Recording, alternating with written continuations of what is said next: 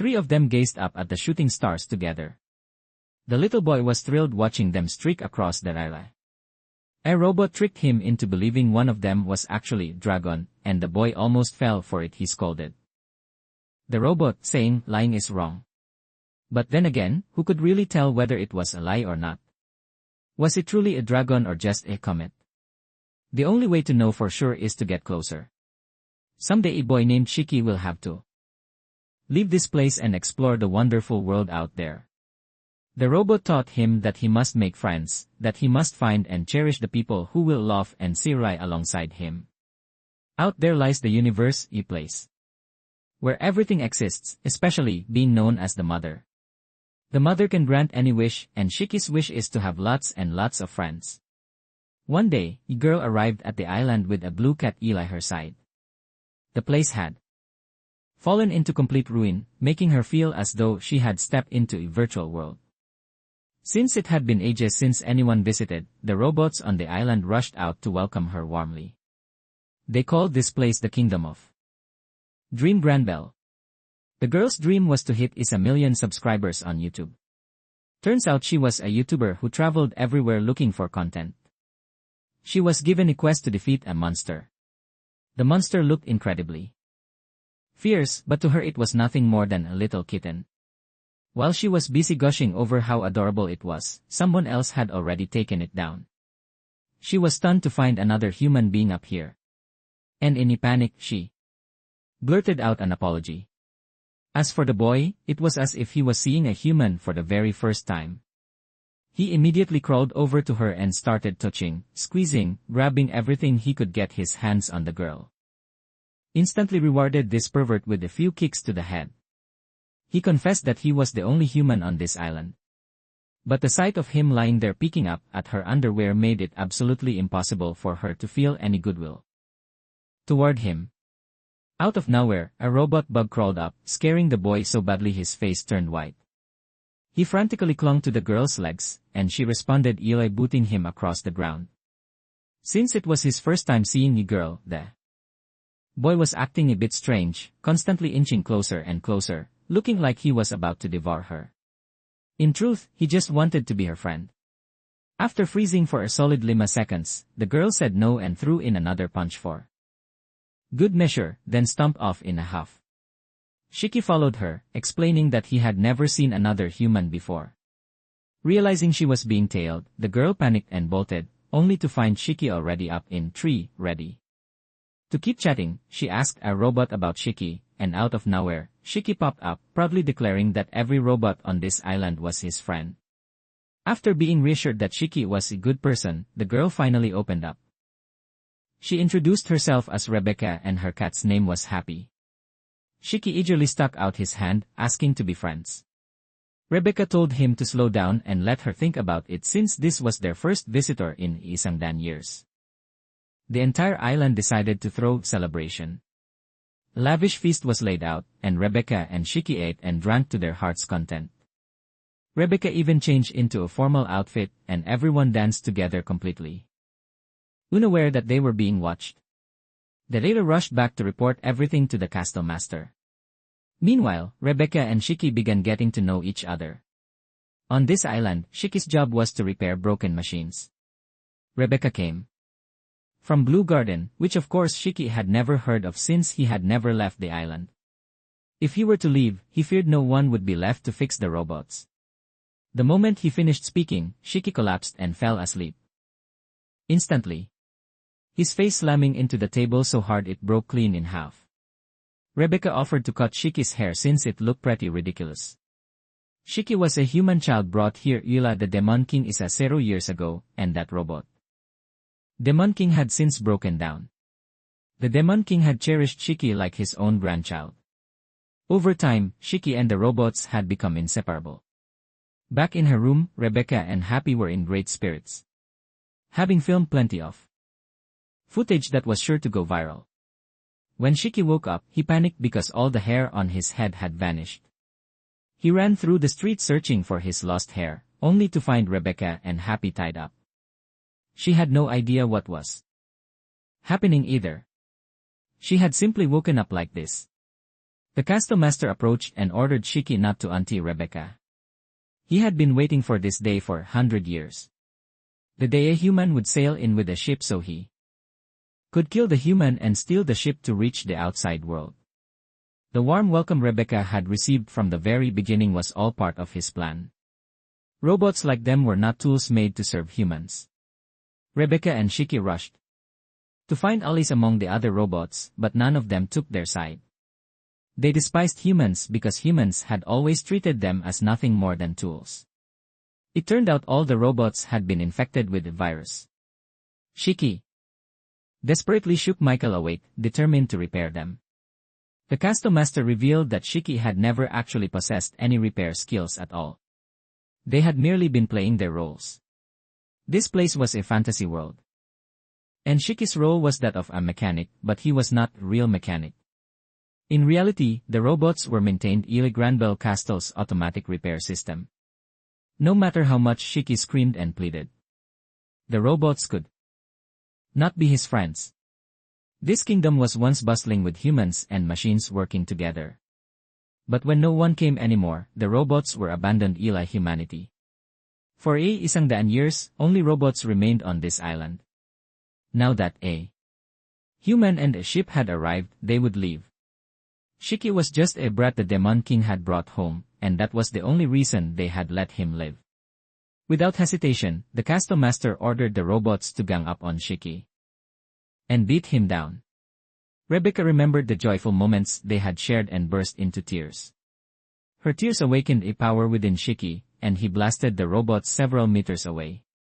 He no longer considered these robots his friends. He remembered his grandfather's teaching that he must cherish his friends, and so he resolved to fight for Rebecca's tears. Then he and the custom master clashed head-on. While Happy managed to free Rebecca from her bonds, Shiki's power was Ethergear, a force from the Dark Ages that reshapes the flow of ether within one's body like a machine. In short, it was an absolutely overpowered ability. Shiki then landed a knockout punch on the custom master, shattering the ground beneath them before swiftly rescuing the damsel in distress with his gravity ether gear. He had inherited this power from his grandfather. After that, he carried Rebecca and flew toward the ship. He told Rebecca to leave, saying he would stay behind. Seeing the robots closing in fast, Rebecca insisted that Shiki come with her because they were friends. She started up the ship and it soared high into the sky. Shiki had always dreamed of seeing the outside world and now was his chance. They flew all the way out into the Sakura cosmos. Rebecca's kingdom turned out to be the planet Blue Garden. Shiki was beyond amazed and overjoyed. That streak of light that looked like a comet was actually a dragon. In truth, the custom master had known everything all along, including the fact that Rebecca was from another planet. Before his time ran out, he had to send Shiki into the sky. Their planet was no place for humans. When the robots shut down, Shiki would be all alone. If they had not done this, Shiki would have insisted on staying to repair everyone and never would have left. It was all an act. In a few years, the robots' mechanical lifespans would come to an end. The Demon King had asked everyone to send Shiki out into the universe, believing that Shiki would be the one to change it. Then, the robots collapsed. Shiki was aboard a ship traveling through outer space. Looking back at planet Granbell, the place he once called home, Shiki broke down, sobbing. Every single one of them was his friend. No matter what had happened, they were still his friends. The ones who had made sure he never felt alone. And so the boy named Shiki began his journey to make 100 friends. The spaceship gradually drifted farther away and Rebecca told Shiki to hurry and look outside. It was a vast endless universe that left Shiki completely aroused. This was the secure cosmos. Rebecca's ship was flying into the universe. Shiki was beyond excited. There were so many things out here in space. Shiki suddenly thought of his friends back on the island. And because of that, he decided he would make isang daan friends across this entire universe. Rebecca showed him some boxes. They contained information about the videos Rebecca had filmed as a YouTuber to make money. Shiki mimicked the ridiculous things they did in those videos, much to Rebecca's embarrassment. The device playing these videos was called a cube.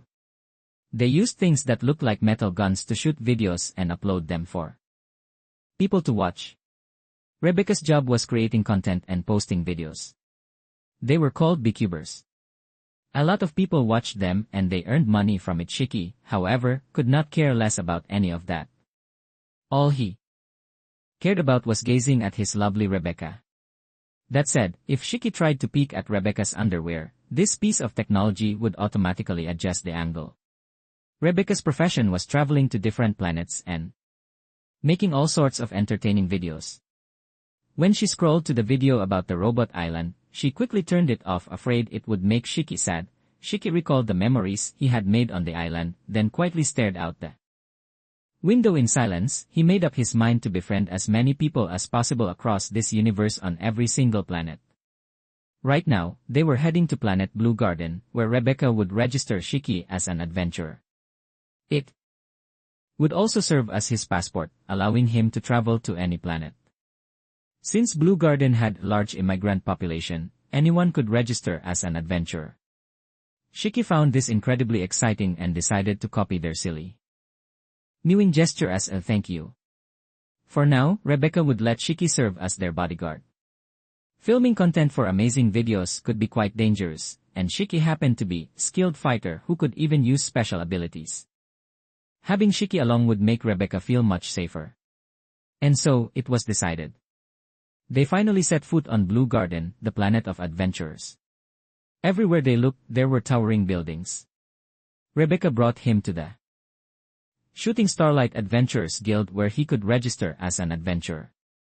This was the beginning of Shiki's adventures. Shiki was thrilled because everywhere he looked, there were people, real people.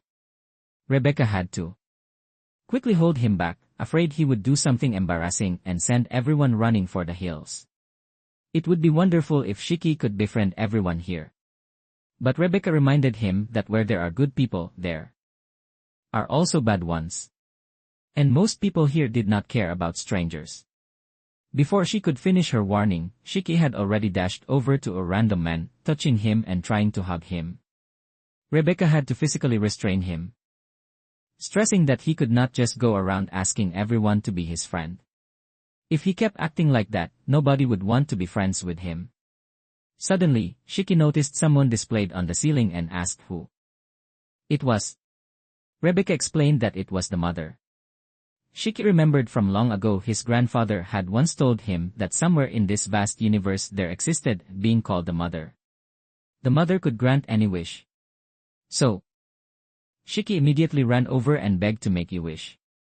He wished for lots of friends and for the robots back on his planet to be his friends again. Everyone around stared at this scene in utter confusion, thinking there was something wrong with his head. Rebecca explained to him that it was just a hologram, not the real mother. People said the real mother was far more beautiful than that. She was a woman somewhere out in the universe, larger than any planet. No one knew why she existed because she was a mysterious entity. All they knew was that a long time ago, the mother was accidentally discovered Yile, an adventurer who had left the Sakura cosmos. Since then, adventurers had worshipped her as the goddess of the universe who could grant any wish. That was also why her image was displayed at this guild. Shiki had a feeling he had met the mother before, which made everyone around him burst out laughing. Since the mother existed beyond the Sakura cosmos, and no one knew exactly where she was, there was no way little brat like him could have ever met her. Shiki stomped his feet in anger, but then ended up asking everyone to be his friend, which only made them laugh even harder. Rebecca, completely mortified, dragged him away, reminding him that he could not just go around telling people he had met the mother, especially since he had never even left Granbell. Even so, Shiki still did not understand what the big deal was. Rebecca reminded him once again that in this world there are good people and bad people. Suddenly, Happy was kidnapped. The thief hopped onto an exciter vehicle, demanded that Rebecca hand over Happy. Ben zoomed off in a flash. Furious that his friend had been stolen, Shiki went berserk and chased after the kidnapper at full speed. Rebecca finally snapped back to her senses. She remembered the first time she had met Happy, lost down in the sewers. Happy had wandered in there, starving and all alone. Rebecca was alone, too. Yet now, Shiki had activated his ability and was chasing down the cat thief to rescue Happy. Looking at the passers-by, he remarked that there really were all kinds of people here. But now he understood what Rebecca had warned him about because he was certain this cat thief was a bad person. He then slammed the thief to the ground. However, the thief pulled out a gun. Rebecca was now frantically searching for Happy. Worried sick, she remembered that back when Happy had no name, she had given him this name because he made her happy. She finally had a friend. Shiki demanded the thief return the cat immediately. Suddenly, a tall, dark, intimidating man appeared. Apparently, the boss of the cat thieves. Seeing the cat, he remarked that Happy was indeed top-quality goods. Rebecca caught up and demanded they return Happy. Seeing Rebecca, Happy was overjoyed. The thugs, on the other hand, were thrilled because a cute little girl had just walked right into their hands. One of them recognized her as a beekeeper. Since a cat breed like Happy fetched a high price, they thought it was waste to let Rebecca keep him. Rebecca warned them that if they touched a single hair on Happy, she would make them pay because Happy was her most precious friend. Happy did not know why he had been alone. He guessed he had been abandoned. Rebecca was the same, but now she was not lonely at all because she had found Happy and they had promised to stay together forever. Shiki stepped forward and activated his ability. He slid across the ground and took out the entire gang. The thugs quickly recognized his power as Edurge Gear. But the big boss was actually excited at this. If he could kill someone who wielded Edurge Gear, he would become even more famous. He whipped out a heavy firearm and opened fire right there in broad daylight. Happy fell to the ground and Rebecca rushed over to find him. Long ago, a truck had lost control and crashed into a building. Rebecca had been lucky enough to survive, but Happy, who had been with her, lay in a pool of blood. She cried and scolded Happy, reminding him they had promised to always stay together, begging the heathens to give her friend back. That was why she could not lose Happy ever again. The crazed boss kept firing wildly. And so, Happy and Rebecca entered battle mode.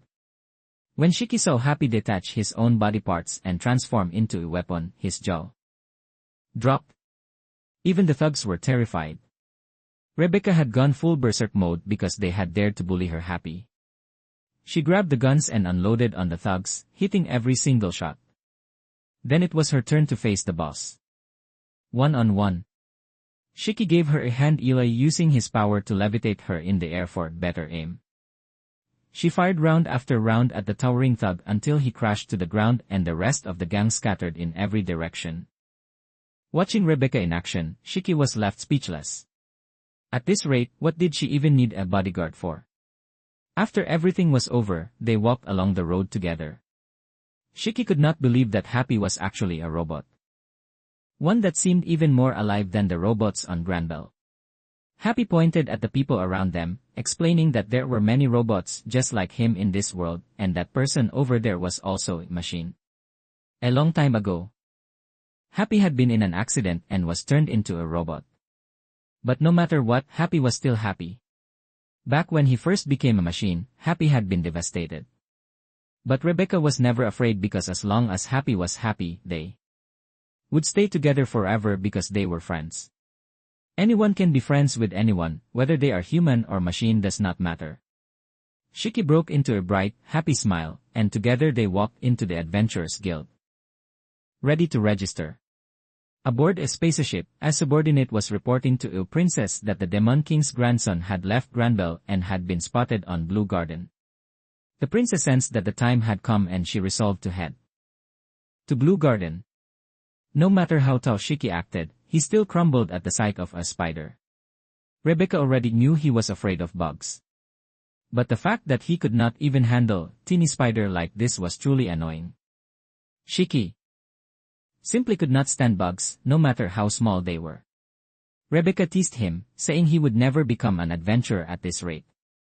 That sent Shiki's imagination spiraling into nightmares of sleeping with bugs, living with bugs, and bathing with bugs. He even thought that to become an adventurer, he might have to endure bugs crawling inside his underwear. Happy explained that anyone could become an adventurer, just Eli registering.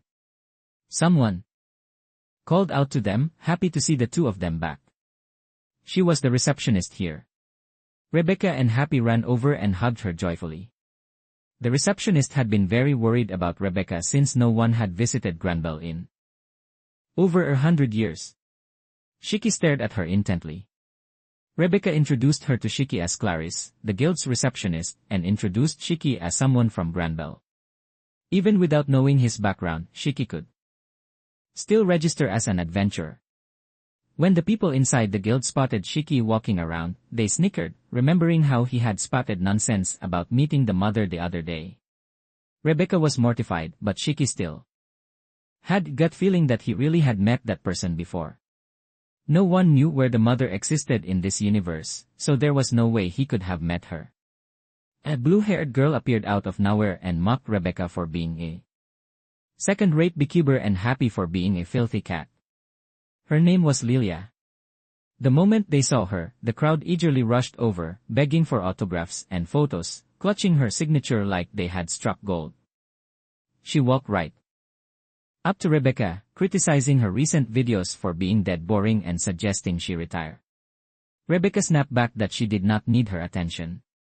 This was Lilia, an incredibly famous beekeeper, and Rebecca absolutely despised her. She was so famous that there was not a single person in the secure cosmos who had not heard of her. Well, Shiki was the exception, of course, but she did not care because she assumed he was just the same caliber as Rebecca. Then she hurled a few more insults at Rebecca until she was on the verge of tears. Before Labilia could walk away, Shiki grabbed her arm tight and flung her into the air. He warned her for making his friend Teroy, but Rebecca stopped him. Lilia had no idea what Shiki was trying to do, however, being the famous beekeeper she was, she quickly figured out a way to make money off Shiki. Rebecca took Shiki to a restaurant where dogs worked as waiters. While eating, Shiki remarked that the Adventurers Guild was nothing like he had imagined. He thought everyone there would be friendly and treat each other like family. Sure, that was how it worked in the old manga. At this guild, Rebecca did not know anyone besides Clarice either.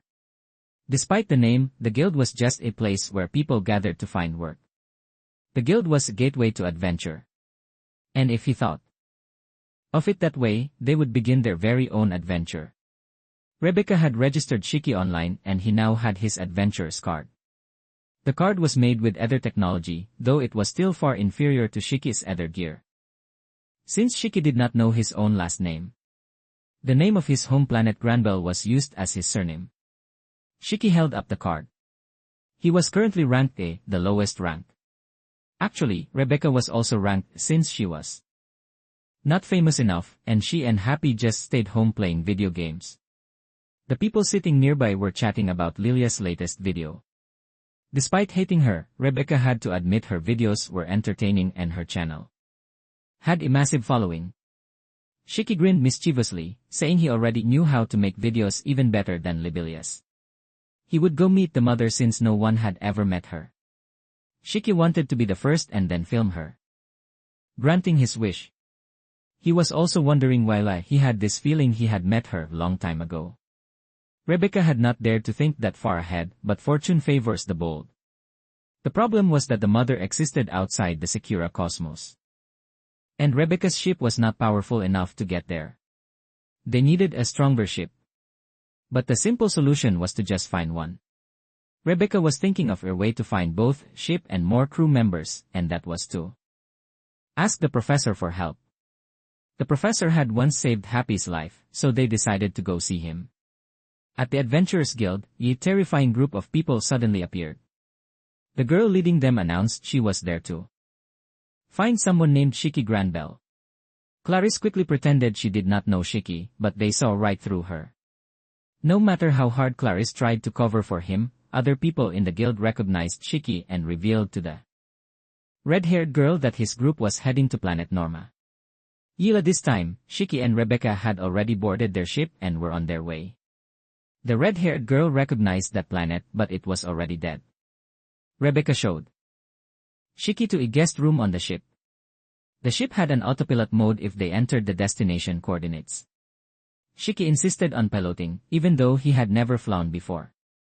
Rebecca thought that someone who had never piloted ship actually trying to pilot one would make for great video content.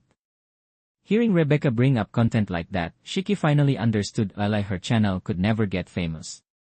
Planet Norma was right in front of them, and Shiki was told to grab the controls and land the ship.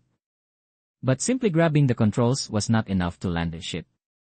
In the end, Rebecca gave in for the sake of her livelihood and showed him how to do it, but Shiki mashed the controls so wildly that the ship immediately triggered an alarm. The ship went into free fall. After a series of terrifyingly close calls, they crashed straight into the ground. Rebecca could not believe that someone had actually managed to crash a spaceship. Thanks to the author's overpowered abilities, Shiki lifted the entire ship and restored it to its original state. Because the weather on this planet was a bit unusual, Rebecca said an alert. Things resembling trees were falling from the area. They were ether crystals from underground. This planet had an enormous amount of ether beneath its surface. The ether from the ground floated up into the atmosphere, crystallized, and fell back down. The crystals were then reabsorbed into the earth. Despite using ether's gear, Shiki had no idea what ether actually was. Happy explained that it was the source of a type of energy, power that flows through humans, through the air, and even through machines. It also had an unscientific name, magic. The Happy Blaster that Rebecca's team used fired bullets powered ether energy. Since ether was an energy everyone possessed, it was not that hard to understand, but ether gear was different. It reshaped the flow of ether within the body like a machine. Shiki was also surprised to find people still living on this planet. The inhabitants had built a kingdom underground. The place made Shiki incredibly excited. They went to the professor's house but could not find him anywhere, and he had not read any of their messages either. Shiki noticed a pair of goggles and put them on. When he scanned, he could see Happy's mechanical structure. Rebecca grew worried that something might have happened. Suddenly, the young man pointed a gun at them, accusing them of trespassing. He claimed to be the very professor they were looking for. Yet he had absolutely no idea who they were. 20,000 years later, a group of astronauts discovered two bodies, one male and one female, along with something resembling a cube. On the cube was inscribed the words Eden's Zero. This girl's name is Sedum. You will learn more about her later, but for now, think of her as a narrator. In the previous episode, the story had leaped forward 20,000 years into the future. In this story, time does not really mean much. In earlier episodes, Happy and Rebecca had met Shiki on planet Granbell, and together they decided to search for the goddess of the universe so she could grant them a wish. However, without proper ship they could never travel that far. So, they went to planet Norma to find a ship. And there they encountered the professor, the man who had once helped Rebecca and Happy. But the professor did not remember them at all. He even mistook Rebecca for one of Cyber's henchmen. He warned them to leave immediately unless they wanted him to show them mercy. Shiki put on the professor's goggles and spotted someone on the second floor. He used his ability and beat the intruder senseless. However, the professor had already jumped on a motorcycle and fled. The man Shiki had just beaten sent a message back to the professor warning that the mighty Cyber gang would not forgive a traitor. Rebecca took Shiki onto a riverboat. Along the way, she pieced everything together. The professor was not here and they had been attacked by some lunatic. She could not make sense of what was happening. The person they had met was not the professor since Rebecca had a photo of him. Shiki looked at the professor in the photo and noticed the face looked very similar to the other man. Suddenly, Rebecca's phone lost its signal. News bulletin appeared on the display. New adventurers guild called Shooting Starlight had been established on Blue Garden. It had attracted many adventurers and was expected to push the boundaries of space exploration. That was their guild. But this guild had been founded 50 years ago. Rebecca was deeply suspicious of the timeline. She recalled playing with the professor as a child. She had once begged the professor to come live with her on Blue Garden, but he had refused because that planet was too noisy. So instead, she and Happy wanted to stay with the professor forever. The professor disagreed because Norma was dying. The planet was weak and its inhabitants would not live long. Something clicked in Rebecca's mind and she stood up. She stepped outside. The vehicles on this planet were all outdated models and the technology was obsolete. This was the world of 50 years ago. Rebecca asked what the current year was, and they confirmed that it was indeed 50 years in the past. It turned out the man who had claimed to be the professor actually was the professor, just his younger self. And 25 years ago, Rebecca had not even been born yet. They had to find a way to return to their own time. Rebecca could hardly believe this was happening. She quickly pulled herself together. Whatever. She decided she would live stream everything and watch the views skyrocket. The irony was that there was no network here to live stream on a massive robot charged at them. The attackers warned them to hand over the professor immediately because he was the one who had stolen from them. Rebecca could not believe the professor had been a thief. Under a bridge, the professor was clutching a case, determined not to let Sibir get his hands on it. The thug accused the professor of stealing Sibir's money in front of Rebecca. Since they could not interfere with the past and risk altering the future, Rebecca decided they should run. Shiki grabbed her hand and made them both fall sideways to dodge Sibir's attack. When the giant robot's fist reached them, Shiki caught it and countered with such force that it toppled to the ground. Rebecca marveled that his strength truly had no limits. But seizing the moment, they made their escape. The gang leader was thrilled, certain the professor would come back.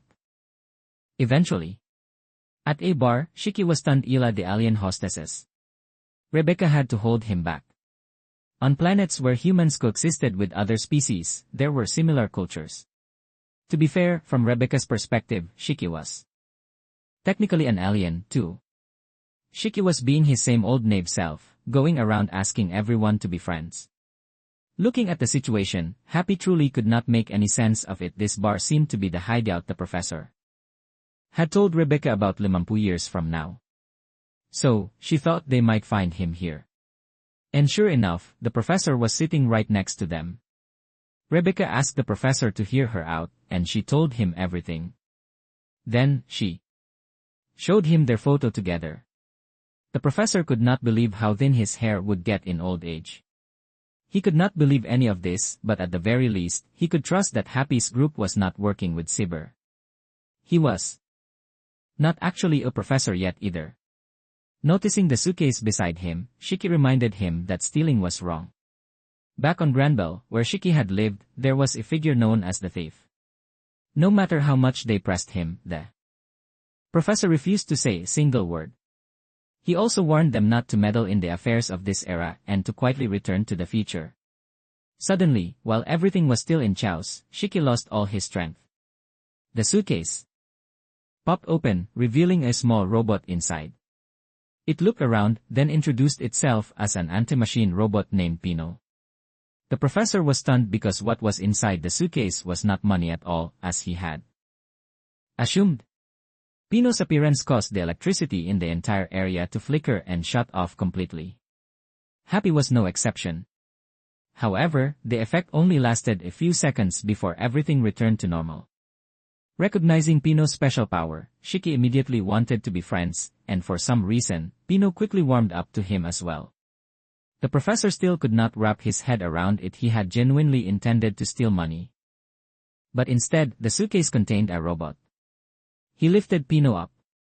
The little robot calmly stated that she belonged to the master who had created her and had no resale value whatsoever. She had woken up because she thought she had heard her master's voice. However, her system appeared to be damaged and much of her data and schedule could not load properly. The professor suddenly realized that the scumbag Sibir had planned to use this robot to make money. And for him, it had also once seemed like the perfect opportunity to seize it for himself. Rebecca recalled what the future professor had once told her. No matter how poor you are, never steal and lose your conscience. An alien girl appeared and warned them that Xavier was not someone to be trifled with. He was the leader of a gang of bandits that had spread chaos throughout the city. If they got on his radar, no one would ever live in peace. The professor had once been part of Cyber's crew but had left the gang long ago. Beyond that, she did not know the details. Right now, the most important thing was to repair their ship and return to 50 years in the future. Rebecca theorized that their ship might have accidentally functioned as a time machine. Since this was the past, they should not interfere too deeply. But Shiki had secretly taken the suitcase and opened the cube device inside. The moment he activated it, footage of Cyber and his men appeared on screen. It was a recording of them brutally tormenting Pino. He snapped her left leg, laughed coldly, then forced her to erase all memories of her former master. Pino refused, and because of that, they tortured her without mercy. Shiki clenched his fists. He could not accept this. Even if it was the past, he did not care. He did not want Pino to awry. There was a timestamp recorded in the suitcase. Though they did not yet know the full story, they could be certain of one thing. Pino was a robot from the future, just as they had traveled back in time. If Cyber intended to use Pino for evil, then intervening was not choice but necessity. And so, they resolved to rescue Pino. After confirming that Pino was a robot from the future, they were determined to intervene and stop Cyber. Yet now, Pino had been returned to Cyber's side and he had already devised a plan to seize control of the entire city. The professor was hiding behind a wall and accidentally overheard everything. Cyber lifted Pino up and forced her to carry out the next step of his plan. Meanwhile, Rebecca and Shiki were on their way to Cyber's base, following directions from the girl at the bar.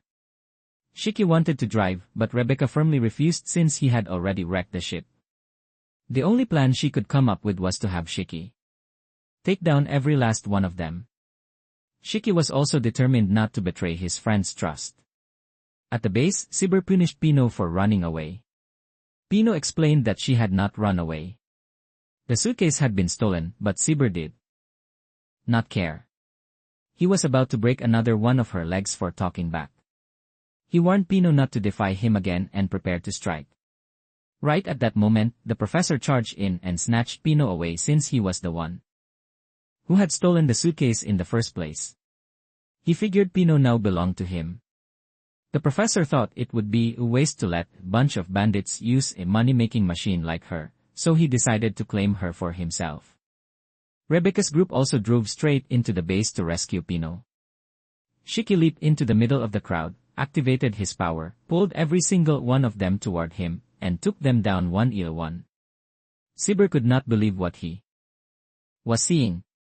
While Rebecca was busy cheering, the professor secretly grabbed Pino, stole Rebecca's vehicle, and took off with Happy in tow.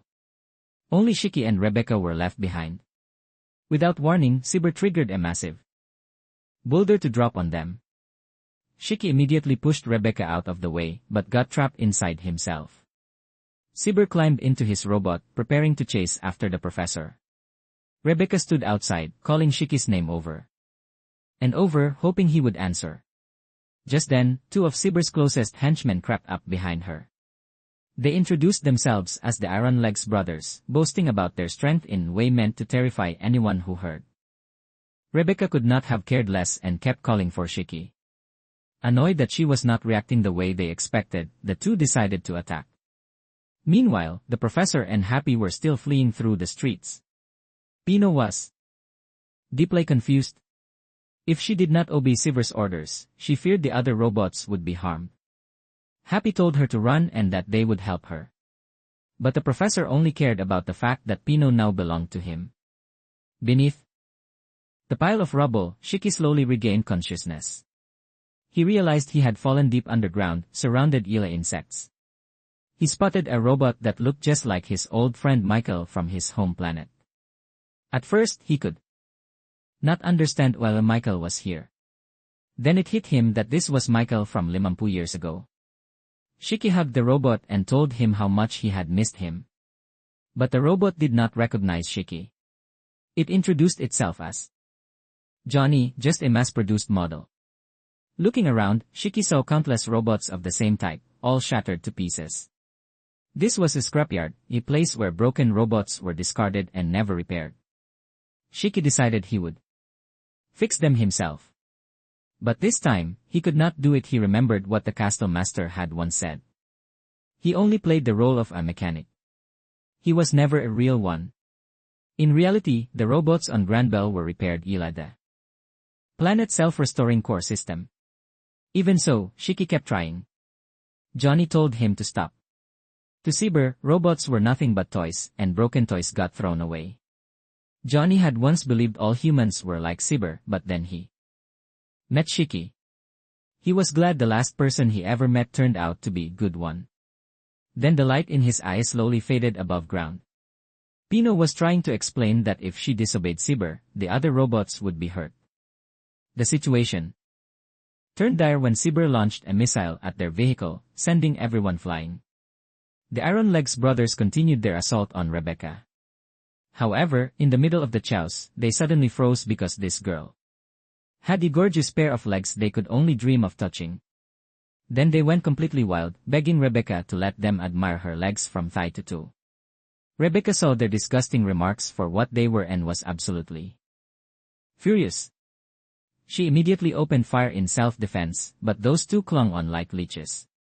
And right at that moment, Shiki appeared. He took down the Iron Legs brothers with a single blow. Without stopping, he flew straight towards Sibir, leaving Rebecca alone to deal with the two perverts who still refused to give up. Yuri now, Pino had been backed into a corner. Sibir was about to launch his missiles. But in the blink of an eye, Shiki arrived and delivered a devastating kick that sent Sibir flying out of the robot's cockpit. Sibir immediately countered with a powerful punch. That mechanical arm had clearly been specially enhanced. But before Shiki could even throw his next strike, he had already countered, launching Sibir into the air, spinning him around several times before he crashed to the ground. Sibir could valor thanks to his enhanced arm which had been built by none other than the professor. Enraged, Sibir was determined to teach Shiki a lesson. A brutal punch sent Shiki soaring into the air, blood spilling from his mouth. In that moment, Shiki thought of the robots in the scrapyard. He believed that machines were living beings with hearts of their own.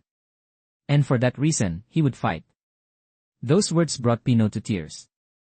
Shiki activated Majimich attack, unleashing a devastating blow that sent Sibir crashing to the ground before he even knew what hit him. But the all accompanying Sibir immediately triggered emergency mode. The giant robot reached out its steel hand and grabbed Shiki. The grip was crushing. The robot began initiating its self-destruct sequence. Right then, Pino rushed forward and activated her ability, disabling the entire system. Shiki was released and the robot collapsed to the ground. Pino declared that she too had life. She was not Sibir's toy. The professor drew his gun and aimed it straight at Sibir. But when he tried to pull the trigger, he realized the gun had also been disabled by Pino. Left with no other option, he charged in and smashed Sibir's mechanical arm into scrap with his bare hands. Rebecca rushed over and found Happy standing completely frozen. Shiki struggled to his feet, breathing heavily but smiling when he saw Pino was safe. Pino walked up to him and bowed her head, apologizing for letting him get hurt. She could not understand why Shiki cared more about machines than about himself. Shiki shook his head. She was not just a machine. She was his friend. Pino burst into tears. In the distance, a space pirate ship was slowly approaching planet Norma. It seemed Sibir and his gang had been planning to steal the city's military robots. Pino had thought she could help the robots Sibir had been abusing, but she was wrong. If she fell into his hands, Pino would surely be turned into a military robot just like the rest of them. For now, the situation had calmed down because the police had arrested them all. No matter how useless the local police were, they could no longer turn a blind eye after the damage Sibir's group had caused.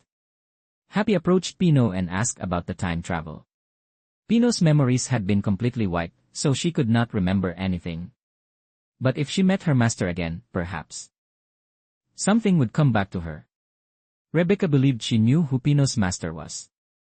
To be precise, it was the professor from her own time. The professor from 50 years in the future. Regardless, they had to find a way to return to their era. Before they left, the professor wanted Shiki to reveal the results of betting matches for the next 50 years. Pino asked Rebecca if she could come along because she also wanted to see her master again. Of course. Rebecca agreed. Suddenly, a police car came speeding toward them. Rebecca figured it would be fine. But since she had no identification from this era, things could get very complicated, so they had no choice but to run it turned out. The police were not coming for Rebecca, but for the professor, suspecting him of being connected to the cyber gang. The whole group ran toward the ship. Now they had to get back to Blue Garden. Rebecca hoped someone there would know how to help her return to the correct timeline, and so the ship took off, but things were far from over. The police were still in pursuit, and had even opened fire. Rebecca pushed full speed toward outer space, but the ship could not break through the dense layer of clouds as though some invisible force was holding them back. The system detected an unknown energy field that it could not analyze. The professor stepped in. He had assumed this ship was cutting-edge technology, only to discover it was nothing but a pile of junk he had boarded to escape, then demanded everyone hand over the controls, claiming he would get them off the planet. At this point, Rebecca had two choices. Get arrested by the police or hand the ship over to the professor and risk flying into the unknown.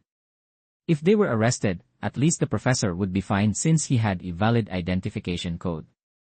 With no other option, Shiki handed the ship over to the professor. After all, they still needed a ship powerful enough to continue their journey to find the mother. The professor sat down in the pilot's seat and powered up the system. No one had expected that he could also use other gear. Rebecca could not believe her eyes. Right there on the spot, he upgraded the operating system and boosted the ship's response speed. The ship seemed to evolve instantaneously. Pino could not believe he was modifying the ship while flying it from the pilot's seat. When everything was complete, the ship shook violently but finally broke through the cloud barrier. However, the stabilization system had not fully adjusted, sending the entire crew tumbling. The professor's other gear was the ability to construct and modify machinery. Perhaps in the future, it was this very power that had allowed him to repair Happy and restore Pino's legs. Hearing how cool the professor's other gear name sounded, Shiki also wanted a name for his gravity control ability. And so, the professor gave him something utterly ridiculous. At last, the ship cleared the energy field and entered open space. Right at that moment, the professor from 50 years in the future called. He had seen the news that Rebecca had landed on Norma, a planet that was off limits for travel. Since she had made it out safely, he was overjoyed. Rebecca still could not understand what was happening, especially how she could be talking to the professor while he was in the future. It turned out she had already returned to her own time. While on Norma, she might have stepped into a different reality within this universe, not time travel in the traditional sense. Even after hearing the professor's explanation, Happy still did not get it. They had not traveled through time. They had arrived on a planet whose time had been stolen. A cosmic monster had appeared and devoured 50 years of Norma's existence. It was called Chronovage, the Time Eater. When a chronophage swallowed a planet's time, that planet's timeline would be reversed and could never be restored. If the current Norma was the Norma of 50 years ago, then it meant the planet would be forever frozen at that point. The Norma from the original timeline no longer existed. Like many others, the professor had left the planet before it happened. He had always dreamed of becoming an adventurer, and was now working on Blue Garden alongside the girl with the bunny ears from the bar all those years ago. When he saw Pino, the professor recognized her as the robot he had once repaired. But he was not the one who had created her. It seemed Pino had once called her master, the Great Demon King, and the Great Demon King was none other than Shiki's grandfather. The professor also noticed that the person currently piloting the ship was his younger self. Both Happy and Shiki were baffled, unsure which one was the real professor. But as he had explained, when a chronophage devoured a planet, it created new reality rather than time paradox. Therefore, the past would not affect the future. This was not the past. It was a different present created after time had been stolen. Whatever happened on Norma now would have no impact on him because he was the professor who had escaped the chronophage and continued his journey through the universe. The young professor was actually the version of himself who had been swallowed the chronophage stolen time. Two timelines existed in parallel. Chronophages were cruel demons that spread chaos across the universe creating such divergences. The older professor reminded his younger self that there was no guarantee he would live to reach his age. But no matter what, he was still himself. He hoped the young man would follow the path he believed in. Then the signal grew noisy and disappeared. Immediately after, a massive ship appeared before them. Happy instantly recognized it as a pirate vessel. In stark contrast to the panic of Happy and Rebecca, Shiki was absolutely thrilled. The enormous warship quickly locked onto their ship and disabled their controls. From afar, Shiki spotted a red-haired girl standing on the deck. Their ship was pulled straight into a battleship even larger than the first. Rebecca looked up at the flag and recognized it as the emblem of the infamous pirate crew that had once conquered the 7 cosmic seas. Elsie Crimson Shiki had no real grasp of the situation and only felt excited. Meanwhile, the professor was already regretting boarding this ship. Rebecca was terrified. They had been captured with no way to fight back. After a violent bout of turbulence, the ship touched down. The red-haired girl appeared before them. She introduced herself as Elsie, the commander of this vessel. She announced that their ship was now completely under her control. The professor was too busy admiring how beautiful she was. Elsie commended them for escaping Norma. The cloud barrier they had broken through was actually a temporal wall. The remnant of a planet once devoured chronophage. Only a truly skilled pilot could break through it. However, the ease with which she had captured them proved they were still far too weak. Rebecca trembled at those threatening words. Pino quietly whispered that Rebecca was so scared she was about to wet herself. Elsie declared that from now on they belonged to her. She planned to take them to another planet and sell them off, ordering them to cooperate. Hearing the planet's name, the professor mistook it for an amusement park, but that was only true 50 years ago. Now, the place was notorious as a den of criminals, murder, robbery, human trafficking, a lawless wasteland. The pirates joked that people like them would be right up the buyer's taste. The professor immediately changed his tune, bragging about his mechanical skills and begging to join the pirate crew. Rebecca imagined what her future would look like and turned pale. Their ship had been completely disabled, leaving them no way to resist. Shiki realized that since he had handed the controls over to the professor, he declared he would dump all the blame on him.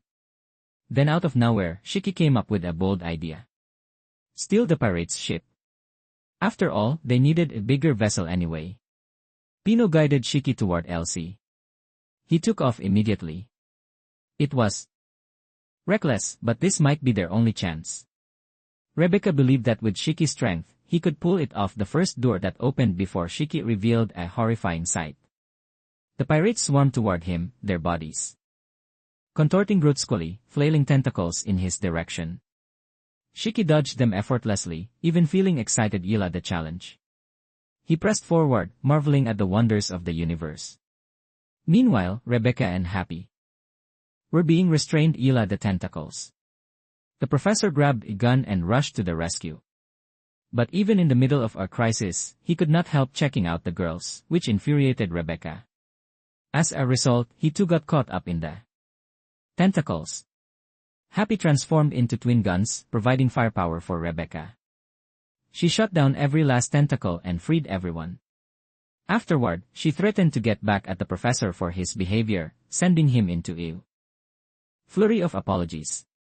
In no time, Shiki had reached Elsie's chamber. But what stopped him in his tracks was the mask she was wearing. It was identical to his grandfather's. Elsie quickly recognized that Shiki was the successor of the Demon King. She could sense his other power. The tentacle immediately lashed straight at Shiki. He dodged but was quickly restrained by other tentacles. After one final defense, he charged forward to attack but was knocked back. The girl standing before him was incredibly strong. Shiki remembered sparring with his grandfather as a child. His grandfather was immensely powerful because he was the Demon King and the Demon King was always the final boss. Back then, his grandfather had advised him to master the gravity technique. Drawing on the power of gravity, remembering his grandfather's teachings, Shiki charged again, but was still thrown back. Even as a child. After using every gravity technique he knew, Shiki could never beat his grandfather. His grandfather reminded him that strength was not something gained through impatience. Only through persistent training and experience could one truly attain it. With his current condition. No matter how hard he trained, he would never surpass his grandfather without the determination to grow stronger. With that resolve, Shiki awakened and blasted his opponent away. She admitted that she was someone who had surpassed even the Demon King. Shiki declared himself an adventurer and announced his goal of being the first person to meet the mother.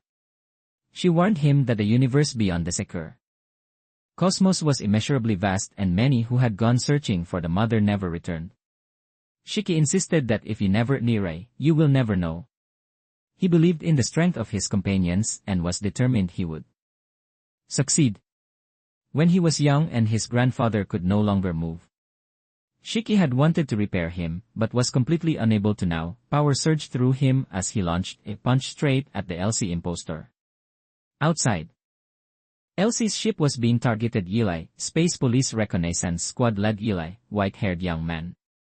They detected an abnormal ether signal coming from the ship, but it did not belong to Elsie. Judging the readings, they concluded that two sources of power were clashing on the deck. The battle raged on. She argued that even the Demon King, who once ruled the Secura Cosmos, could not find the mother. Hearing that only fired Shiki up even more, his other readings climbing higher and higher. Every space traveler dreamed of finding the legendary goddess, but none had ever succeeded. Shiki did not care what anyone said. He was determined to be the first to find her no matter what. The gravitational field inside the ship surged so intensely that the space police grew wary. Recognizing that this level of gravity could only belong to the Demon King.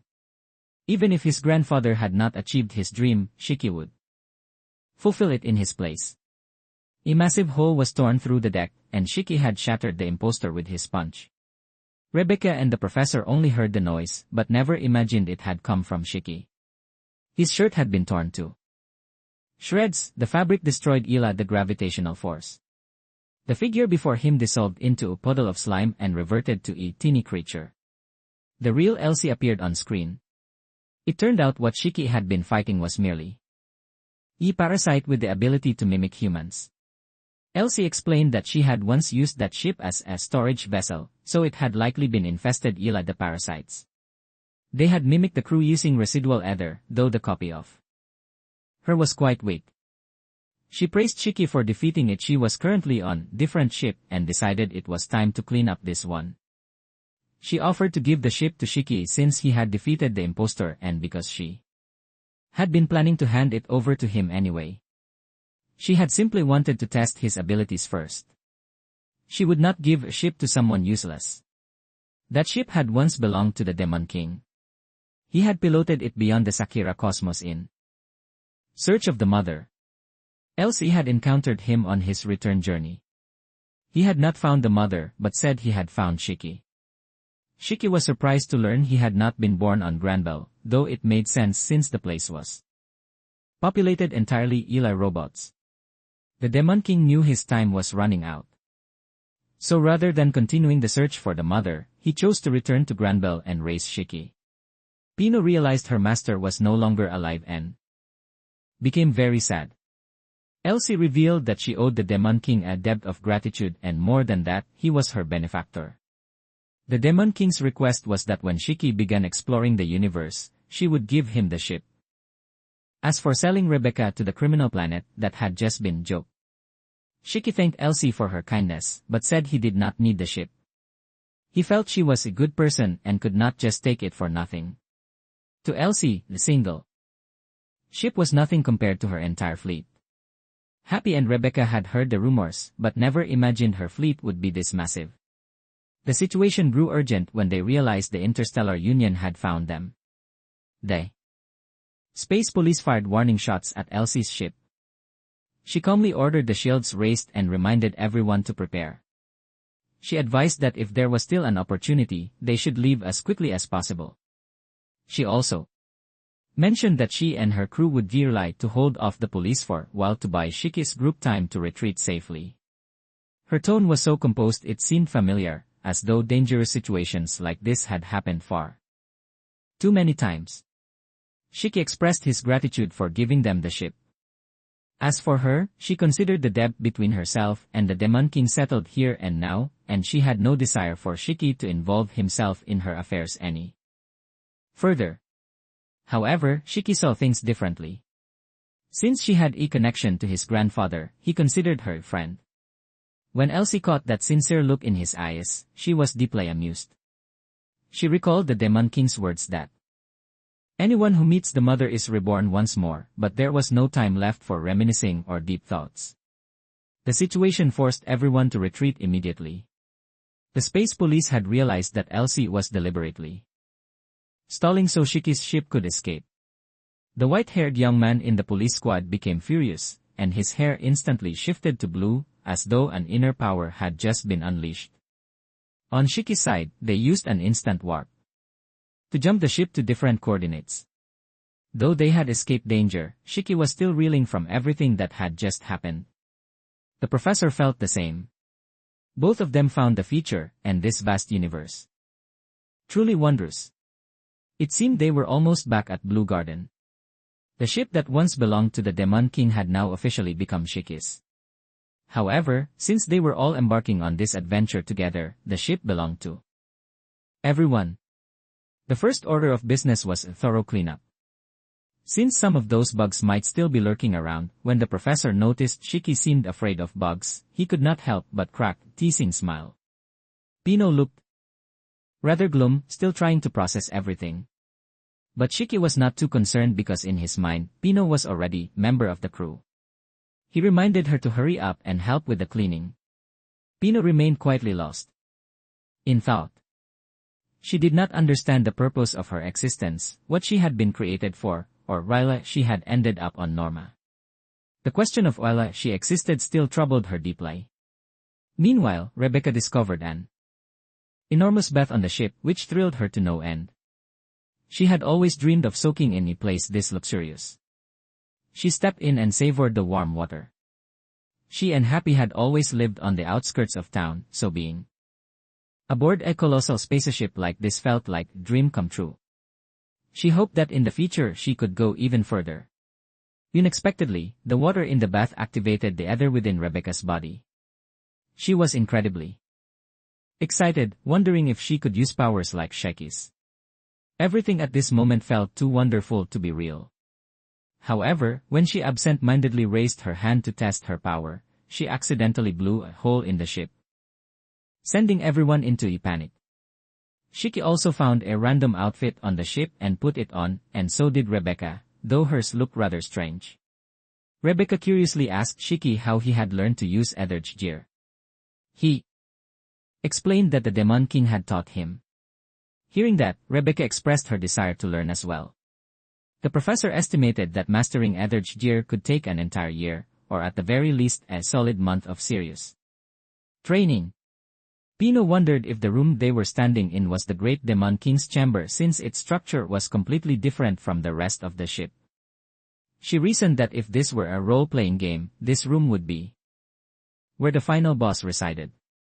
Previously, the Demon King had set out to find the mother, but never reached her. Shiki decided he would fulfill that mission on his grandfather's behalf and bring everyone to where they needed to go. He sat down on the Demon King's throne and made a solemn declaration. At that very moment, the entire system activated, and the ship began recognizing Shiki's authority as its commander. A girl appeared and introduced herself as the one responsible for maintaining the ship. She was one of the Demon King's 4 shining stars, and also an android created Eli the Great Demon King. She declared that control over her had now been fully transferred to Shiki and that she would obey his every command. To test this, Shiki ordered her to bark like a dog. And to everyone's surprise, which actually did it without the slightest hesitation. Although her duty was to maintain the ship, that work had been interrupted for a long time. Still, she reassured everyone there was nothing to worry about. With a single operation, the ship was upgraded and restored to pristine condition. These were the dark wings that once soared across the universe. The interplanetary battleship powered Eli Ether, the eternal voyager known as Eden's Zero. The atmosphere aboard the ship made Rebecca feel as though it had been built for villains to command. Even so, she made her own decision and put aside those initial impressions, which had been waiting for this day for a very long time. And from this moment forward, she declared she would recognize Shiki as the new Great Demon King. The King of Eden's Zero had truly returned. The battleship Eden's Zero had been restored to its original form, but its true power had not yet fully recovered. Shiki announced his intention to leave the Sakura cosmos and set out to find the mother. Every conversation aboard the ship was known to which.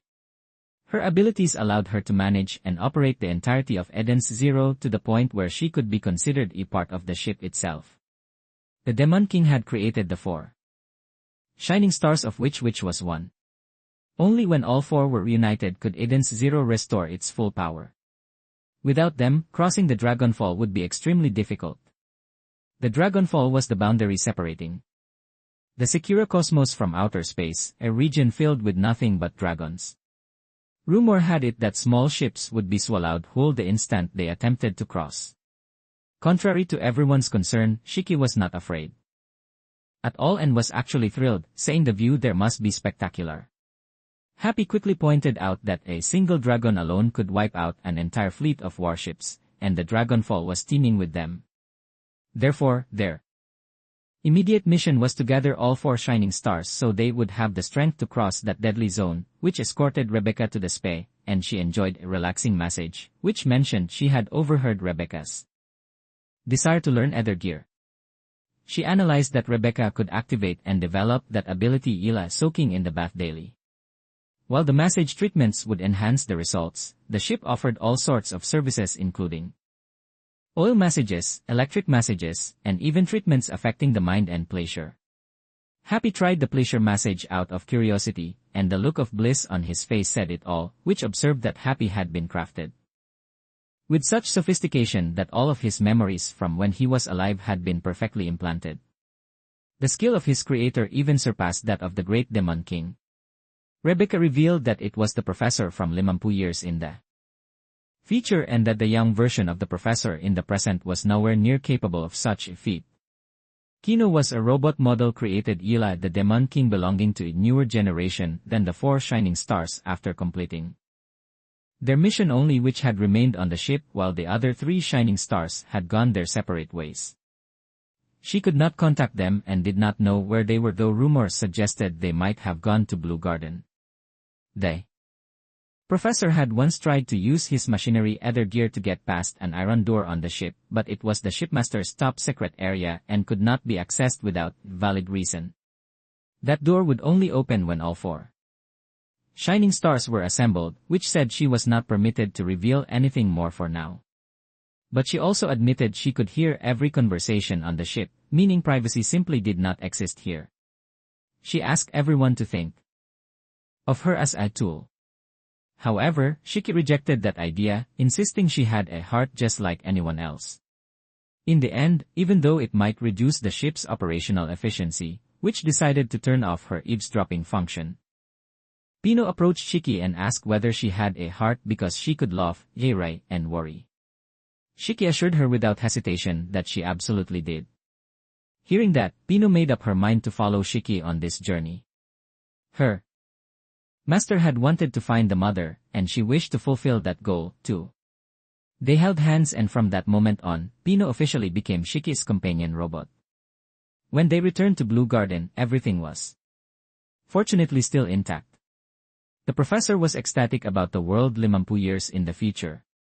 Pino remarked that someone from the past living in the present would likely face many difficulties, though he had no desire to return to that dead planet. The professor also had no intention of continuing the journey with them. He decided to go off on his own and enjoy the future in his own way. The group's next objective was to visit the Adventurers Guild and gather information about other planets which could not leave the ship. So if anything urgent came up, they would contact her through Rebecca's device. At the guild, the receptionist cheerfully welcomed Rebecca back and mentioned how worried she had been. Unexpectedly, an uninvited guest appeared. Lilia. She sneered that Rebecca was about to release yet another bland video. Her attitude as insufferable as ever. Lilia kept taunting Rebecca and seemed to genuinely enjoy it, relishing the feeling of a celebrity looking down on someone less famous. She even suddenly rushed over and threw her arms around Shiki, saying she had wanted to meet him for a long time and proposing they collaborate on you video. However, Shiki flatly refused because he had no intention of helping someone who constantly bullied Rebecca. Undeterred, Lilia advised Rebecca that with her lousy and troublesome abilities, she should leave the B-Cuber scene. Before heading off to shoot a sponsored advertisement, she reminded Shiki to reconsider her offer. Both Shiki and Rebecca were thoroughly annoyed. Right after that, the guildmaster requested a private word with Rebecca. On her way back, Libilia was still complaining about Rebecca when a mysterious stranger suddenly blocked her path. Meanwhile, Rebecca had no idea why the guildmaster wanted to see her. Happy guessed it might be because they had been to Norma. Even though Rebecca had no idea it was a restricted planet, and up until now, the group had never once met the guildmaster. Rebecca felt a small spark of excitement at being personally summoned. Since the guild master might hold information about the mother, the very person they were searching for, she allowed Happy to come along, but remained worried he might accidentally cause trouble. In the meantime, Shiki decided to take Pino out exploring the planet. The scenery thrilled Shiki to no end. Everything was new and bursting with life. After wandering through numerous streets and alleyways, they both realized they were probably lost elsewhere in the city. Lilia was still putting on her arrogant act in front of the stranger who had blocked her way. However, she quickly realized her opponent was far stronger than she had imagined. Her bodyguards were no match for him whatsoever. The man's intention was clear. He wanted to take Lilia with him as long as she cooperated. Just as the situation turned critical, Shiki arrived in time and temporarily rescued her. But the kidnapper was no ordinary person. He had an arm that could detach like a machine. In reality, he was not entirely a robot. About 60% of his body had been mechanized. Lilia screamed for help, and Shiki was never the type to stand Eli while someone was in danger, so he immediately stepped in. In his mind, this was also an opportunity to connect hearts in his own way. The two clashed violently while Lilia seized the chance to film everything for content. Far away on the very criminal planet where Rebecca's group had nearly been sold, a massive man sat in Grand Hall, craving more beautiful women to be delivered to him. His gang was launching a large-scale hunt for B-Cubers on Blue Garden, targeting famous ones to kidnap and present to him. Back at the fight, Shiki and the kidnapper continued their intense battle, sending bystanders fleeing in panic. The attacker wielded ninja-style ether gear, causing severe destruction to the surrounding buildings. Meanwhile, Shiki had to protect the civilians while simultaneously defending himself and counterattacking. In the heat of the battle, the kidnapper suddenly received a recall order and vanished without a trace, leaving Shiki standing amid the wreckage. Immediately after, Lilia ran over and threw her arms around Shiki as though he were her savior. Pino quickly advised Shiki to leave before the police arrived. Lilia also disappeared in new flash. Based on what had just happened, the kidnapper appeared to be a warrior from Planet Guild. Meanwhile, Rebecca still had not returned since going to see the guild master, and the receptionist at the guild was growing increasingly worried. A short while later, Happy reappeared, but he was badly damaged. Happy reported that they had been attacked Eli, a monster inside the guild master's office, and both Rebecca and the guild master had vanished. An urgent bulletin flashed across the city's news displays. Numerous beekeepers had been kidnapped on Blue Garden, the Eternal City. A criminal organization was suspected to be behind it, but no specific information about the group had been identified. Hearing this, Shiki recalled the attacker he had just faced and was furious. He decided to head to Gills to investigate further and told everyone to return to Eden's Zero first. As for Rebecca, she had already woken up aboard one of the kidnappers' ships. Rebecca woke up in daze and quickly realized there were many other girls around her. They all had one thing in common. Every single one of them was a famous beekeeper. The door to the holding cell slowly opened and 3 large men walked in coldly declaring that crying was useless. According to them, from now on, everyone belonged to Sister. The ship was ready and heading for planet Gilst. Rebecca immediately demanded to know what was going on, but they told her to shut up and said she was now Sister's bride and would later be sold to Alga, a notorious pleasure seeker on Guild. They identified themselves as the mercenary squad Rogue Out, subordinates of Sister, a galaxy-level criminal syndicate willing to do anything. The name Sister startled Rebecca because she remembered it was one of the Demon King's 4 shining stars. She could not believe that person was involved in crime. The girls panicked when they heard about Guild, a place infamous for its criminals. A young girl burst into tears, which annoyed the kidnappers. They hated noisy ones and were about to strike. Rebecca immediately stepped in front of the girl to shield her. That defiance enraged one of them. He controlled digital restraints through an app on his phone and shocked Rebecca with electricity, sending her crumpling to the ground while he lawed with glee. Fortunately, the ninja from before stopped him and warned not to damage the merchandise before delivery. The other mocked the ninja for failing to capture anyone, and the ninja replied that his mission had been disrupted. Eli, someone wielding gravity ether gear. Rebecca instantly knew it was Shiki. After the captors left with a warning to keep quiet, the girls thanked Rebecca. They started talking to calm each other down. However, although Rebecca recognized many familiar faces from the Cuber world, not a single one recognized her. That stung. Even so, Rebecca proposed they work together to escape. Many were pessimistic, saying no one who had been taken to Guild had ever come back alive. They believed their lives were as good as over. Rebecca encouraged them that everything would be fine, that her journey had only just begun, and she planned to leave the secure cosmos. She believed everyone here had enough talent to find a way out. Meanwhile, Eden's Zero was heading toward Guild. The place had once been a tourist destination, but over the past few decades, it had become a nest of criminals. Shiki did not know how dangerous it was. All he knew was that he had to save Rebecca. Pino begged Witch to treat Happy. Witch confirmed Happy's life was not in danger, but she could not fully repair him. Only Sister, the life of Eden, could do that. Sister had the ability to heal and repair machinery, which explained further that she herself was the shield of Eden responsible for protecting the ship. Valkyrie was the sword of Eden and Hermit was the mind of Eden. Since the Demon King had created Pino, she might become the successor, the new light of Eden. Shiki urged Witch to go faster because he was desperate to save Rebecca. However, Witch warned that Guild was one of the most dangerous planets in the Secura cosmos, and if they rushed in recklessly, they could lose their chance to rescue her. Right then, the professor appeared with an unfamiliar girl. She introduced herself as Homoda and stated she was not an enemy.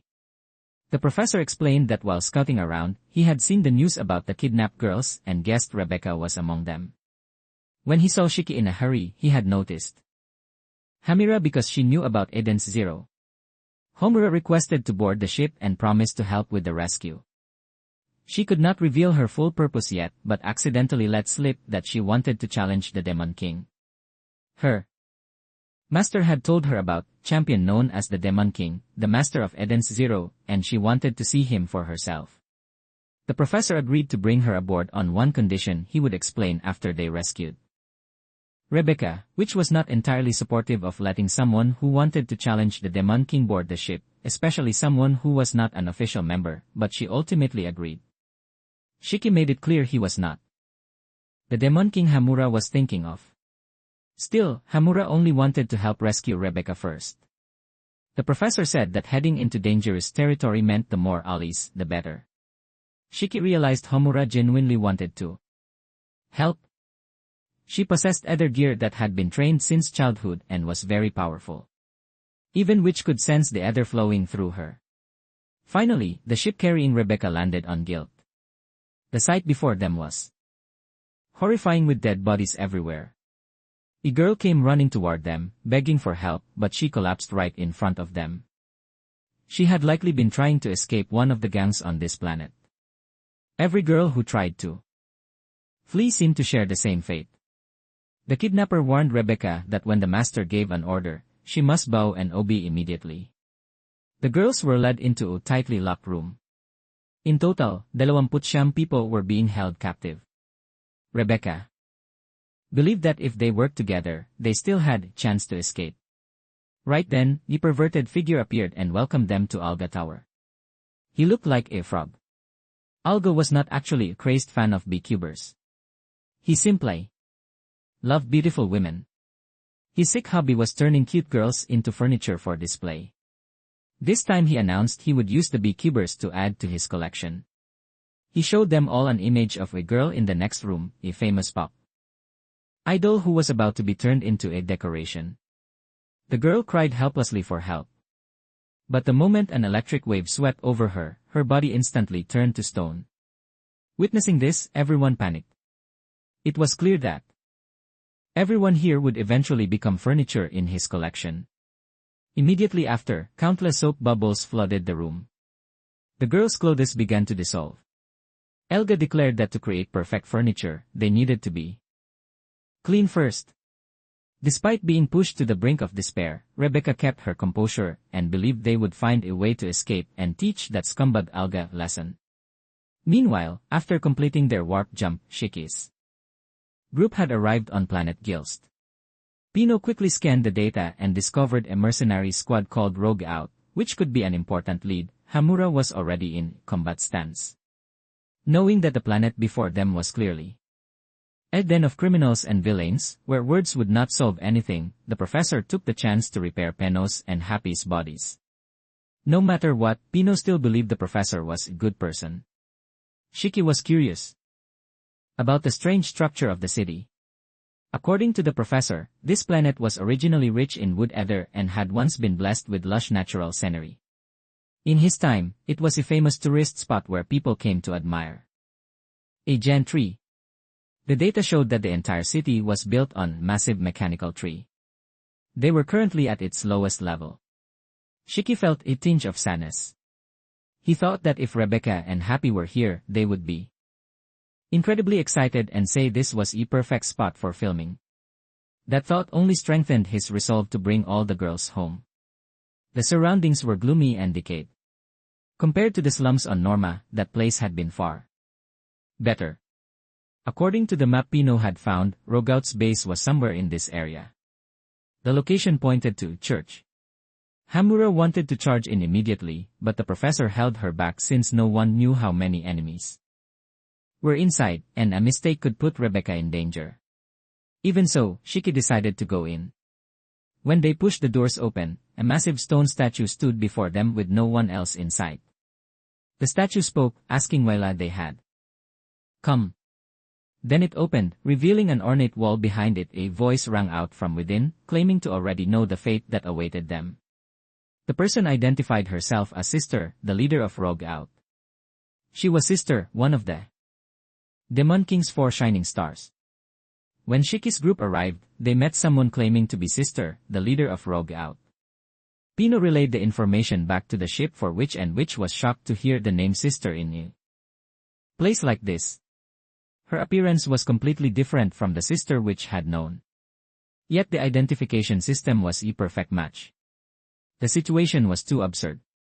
So which urged everyone to stay on guard.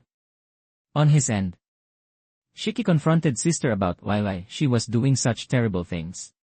Sister remained unfazed and said that mercenaries did not weigh good and evil. They only cared about contracts. Shiki demanded that Sister return his friend, Rebecca. At that point, Sister realized Shiki had not come to hire her for a job. So, she proposed a deal. If Shiki paid double the asking price, she would return Rebecca. According to their principles, in any transaction between supplier and client, trust came first. Once a contract was sealed, they would not accept any request that broke the agreement. Shiki did not care about any of that and kept shouting. Sister found his behavior foolish and ordered an army of robots to surround Shiki. She also told her soldiers to be wary not to injure Shiki's group since she planned to turn them into her subordinates. Later, Shiki immediately activated his ether gear and began fighting the robot army. A guard locked onto him and launched a barrage of homing missiles. Right at that moment, Hamura stepped in. She drew her blade and sliced the missile in half with a single swing. That was her ethered gear soul blade. Shiki was in awe, remarking that samurai were truly cool. Homura told Shiki to go after Sister and leave everything here to her. Her sword split into two, and she charged into the mercenaries aboard the ship, which seemed to recognize Hamura's sword, but she could not believe what she was seeing. Homura said that once this was all over, she wanted to fight Shiki, so she hoped he would come back safely. Then she stood her ground behind him so he could keep moving. She was Homura, and her blade was the soul blade passed down Eli, her master, a sword born to defeat the Demon King. Meanwhile, Sister had boarded ship and taken off. She grumbled that Alga was an incredibly annoying client. He was complaining about her team's performance. He had originally requested 30 cube cubers, but now he was refusing to pay because they had only delivered 20. For Sister, maintaining client trust was paramount, so she decided to handle the matter personally. Shiki was now clinging to Sister's ship along with Pino. He figured they were definitely heading to where Rebecca was being held. Behind them, Homura had wiped out all the mercenaries. The professor, who had been hiding in the back, watched the scene and remarked that Fumodo was truly terrifying. Eliga was still refusing to pay because he had only received 20 people. He was arguing fiercely with the kidnappers. Even though he had not paid, he was already enjoying the goods he had not yet purchased. Sister then appeared and said she wanted to speak directly with Alga. Pino determined that Rebecca was likely inside a building nearby. Shiki swore he would bring her back no matter what. Inside the holding room, the girls were still trapped in a chamber filled with soap bubbles. A white-haired girl had been telling Rebecca about her B-Cuber content. She said she usually threw herself into dangerous situations to thrill her viewers. Rebecca told her she had been following her channel for a long time and found the content really exciting. Only then did the white-haired girl confess that it was all stage. Everything was fake. She had never actually been in any real danger. It was all acting. Everyone acted, including her. She said she did not dare truly face danger because she did not want to die. And that was why she was so terrified right now. Rebecca reassured her that if they all worked together, they could still get out. The pink-haired girl started wondering about the soap bubbles. They dissolved clothing and metal, but did not harm skin. Someone tested one and found it had no flavor. Rebecca noticed that the floor and walls were also unaffected, which made the bubbles very strange. She asked if anyone still had glasses, but all their glasses had been dissolved. Rebecca then theorized that the bubbles could also melt the glass windows above them. That was probably why the windows were placed so high, out of the bubbles' reach. But getting up there was the problem. A blue-haired girl suggested building a human pyramid. With 20 of them, they could theoretically reach the window. The girls began stacking themselves up, though those at the base had to bear tremendous weight. Rebecca finally climbed close to the window. But the ones below could not hold on any longer, and the entire pyramid collapsed. Luckily, Rebecca had managed to grab onto the window ledge. She successfully shattered the glass and climbed out. Everyone was counting on her.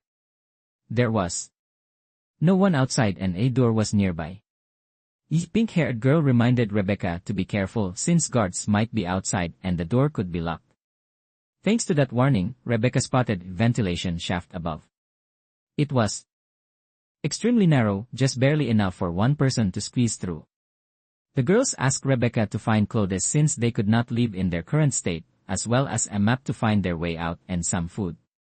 As luck would have it, the first place Rebecca found was a food storage room.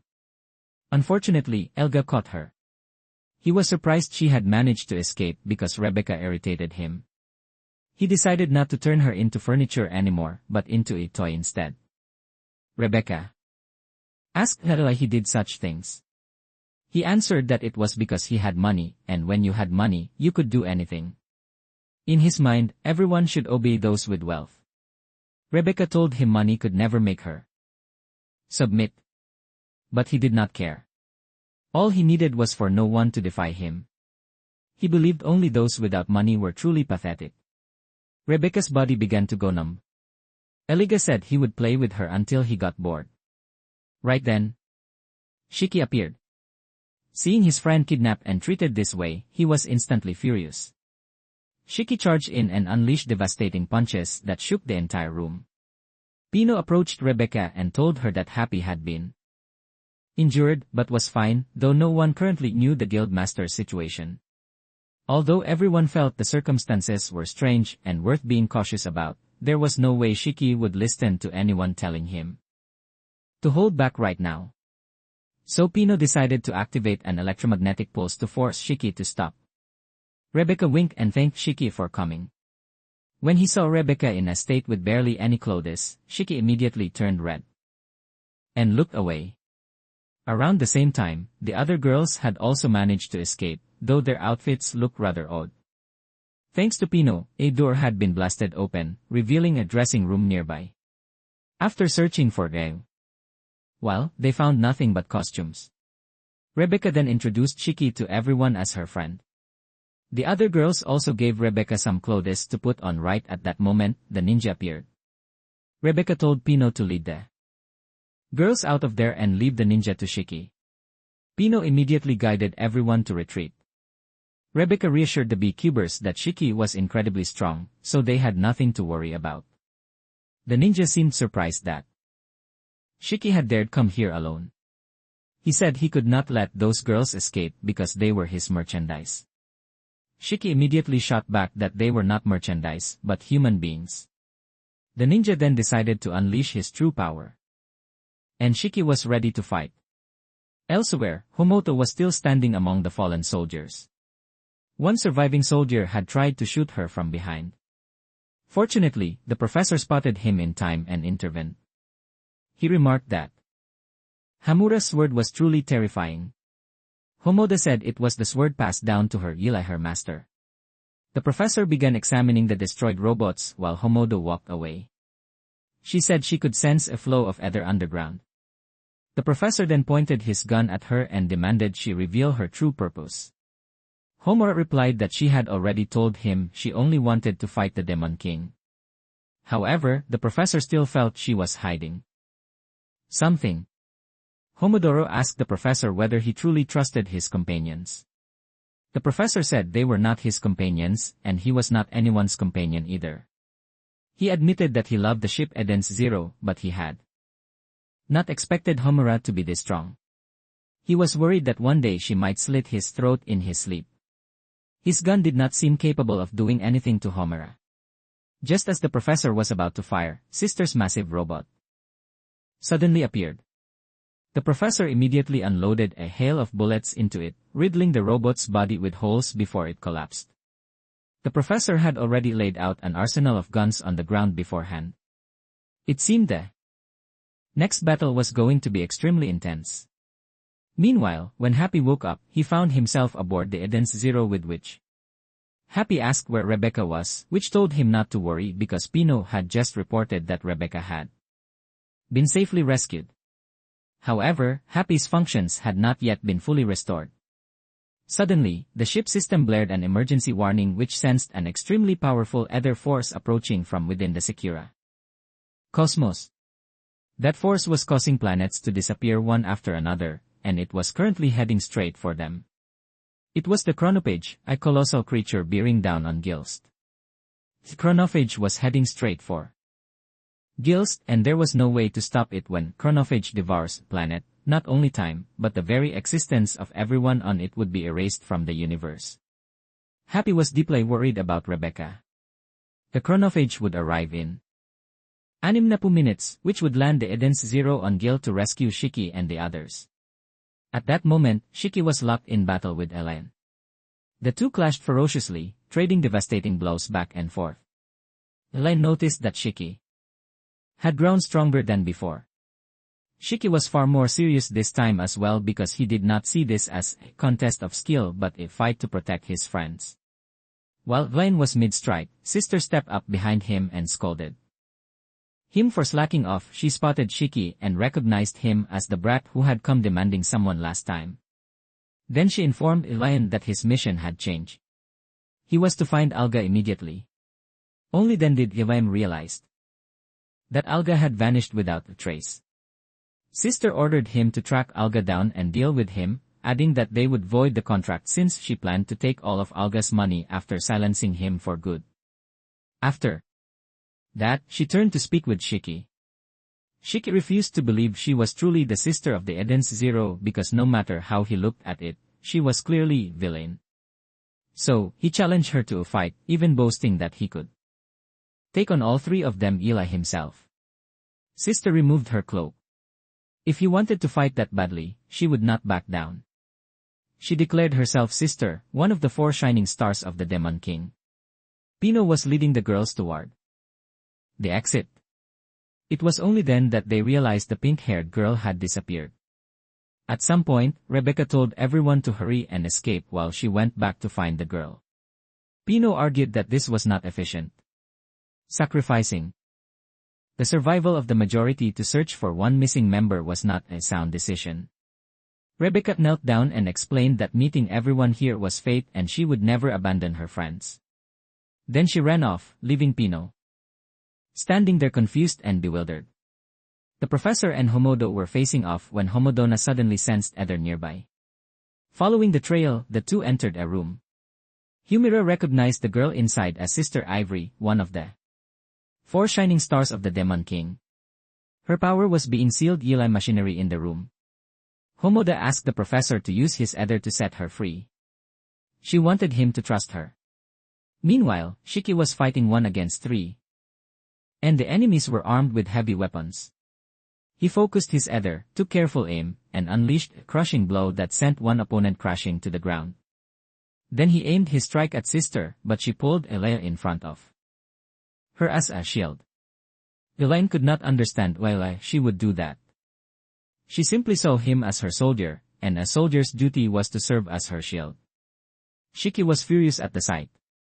Sister remained calm. She had healing powers, so she would just patch up anyone she used as a shield. Then the 2 men behind her got back on their feet. Sister soldiers were invincible, able to revive again and again. Shiki was enraged. He could not accept anyone who bullied their own comrades. Rebecca found the hat of the missing girl. She looked around and saw that this place was filled with unfortunate girls whom Alga had turned into furniture. From the shadows, Iliga appeared with the pink-haired girl as his hostage. He was furious that Rebecca had disrupted his plans. If she did not want him to kill the girl, Rebecca had to kneel. And so, she dropped to her knees, submitting herself to his cruelty. He ordered her never to disobey him, no matter what the command. If she refused, the girl would be turned to stone. One of Eliga's henchmen rushed in and reported that Chronophage was approaching Guild. Elga had no desire to leave. All he cared about was his furniture collection. While he was panicking and off guard, Rebecca broke free and took the girl with her. She aimed her gun at Alga. Rebecca had once taught Shiki how to aim and shoot, and she herself was quite skilled at it. At the same time, both of them took aim at their targets and successfully brought their enemies down. Sister was confident she could handle the situation with her self-healing ability, but she had celebrated too. Soon, Sister had returned. Shiki was confused about why there were suddenly two sisters. Pomura and the professor rushed over. There was no time to explain. They just needed to evacuate immediately. Everything outside was in chaos. Ivry did not understand who the sister before her was either. Years ago, she had come here. And when she woke up, she was surrounded Eli, group of strangers and strapped to a machine inside, filthy church, imprisoned there. For the past decade. The android in front of her was the one who had been impersonating her. The device in the basement had been siphoning her powers and transferring them to the imposter. The fake sister trembled. She claimed that at first she only wanted to use the power to heal her wounded comrades, but because she was so devoted to that cause, people kept flocking to her. And before she knew it, she had built up a mercenary army. She said she had always wanted to return the power. Ignoring the excuses entirely, the real sister kicked the fake without hesitation and unleashed a torrent of insults. She only stopped when the professor intervened, insisting they had to leave right now. Then she turned to Shiki and remarked that the new Demon King looked rather scrawny. She had heard about Shiki's plan to reunite all the members of the Eden's Zero. Before leaving, Sister wanted to finish one last piece of unfinished business. Isaseru years ago, she had been hired to work here. If she left now without fulfilling that duty, she feared it would tarnish the honor of the 4 shining stars.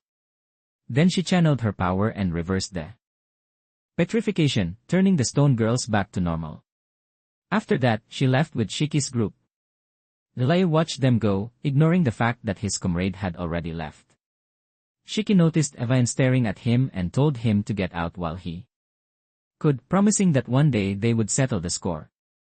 Lelai stayed behind and stomped on the fake sister's face, getting revenge for years of being deceived. He had followed her and done countless dirty deeds because he believed she would help him save someone. She writhed and begged, promising she could still save that person with the little power she had left. Lelai did not care. He crushed her face beneath his foot. Outside, everyone was rushing to board ships to evacuate. Some fools wanted to stay behind. Rebecca and the girl ran to join the others, and thankfully, everyone was safe. Fortunately, there were many ships in the tower, so they could escape. Rebecca told everyone to go ahead while she stayed to wait for Shiki. The chronophage would arrive in Isa 0 minutes, which ordered Pino to stay still and transmit signal so Sister could follow it. Sister saw the chronophage approaching and felt as giddy as if it were New Year's Eve. Then the moment came when the planet was devoured. Not long after, the chronophage drew close to Guild, sending everyone into a frantic panic as they scrambled to flee in all directions. The scene was pure chaos. Rebecca was deeply worried about Shiki, who was still inside, because if they did not leave soon, everyone would be in grave danger. Pino was glad that Rebecca had saved everyone, and Rebecca simply responded with a playful wink. A message came from the ship informing them that Shiki and the others were on their way. The group included the professor, Homoda, and Sister, all moving together. Homoda was the one who had assisted in this rescue mission. Rebecca realized that in such a short time, Shiki had already made so many new friends. Buildings across the planet began collapsing one after another, making Rebecca question the true power of the chronophage. She had thought it could only devour time, but now it seemed capable of destroying an entire planet. Pino reported that the ether flow on the planet was reversing. Trees shot up at a terrifying speed, tearing through the ground and causing Rebecca to fall into a deep chasm. At the most critical moment, Shiki appeared and saved her. He flew her up into the air and told her he did it because they were friends. Shortly after, the professor's group arrived as well. The Eden's Zero approached the area, but the massive trees blocked its path, preventing Witch from landing. She urged Shiki to deal with the trees quickly. The professor and Hamura prepared to use heavy weaponry to destroy them, which surprised Sister, who wondered where those weapons had come from. However, Witch still could not land. Shiki said it was not necessary. He grabbed everyone's hands, told them to hold on tight and used his gravity power to lift the entire group into the air and rally toward the Eden's Zero. Thanks to that, everyone boarded safely. Immediately after which piloted the Eden's Zero at maximum speed away from the planet.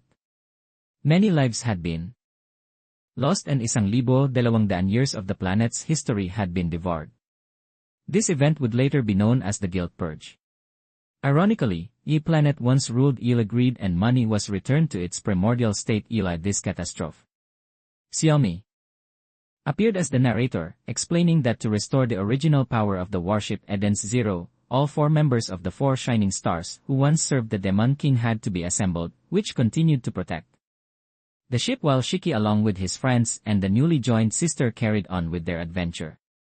From the ship, everyone watched the chronophage devouring the planet whole, a terrifying sight which calculated that 1,200 years had been erased and anyone left behind could not have survived. However, if they waited another 1,200 years, those people might exist again in different timeline. Witch and sister greeted each other, and Happy was overjoyed to see Rebecca again. Rebecca thanked everyone for coming to rescue her. But as memories of what happened came flooding back, she felt both ashamed and frightened. When Shiki saw Rebecca crying, he got emotional too.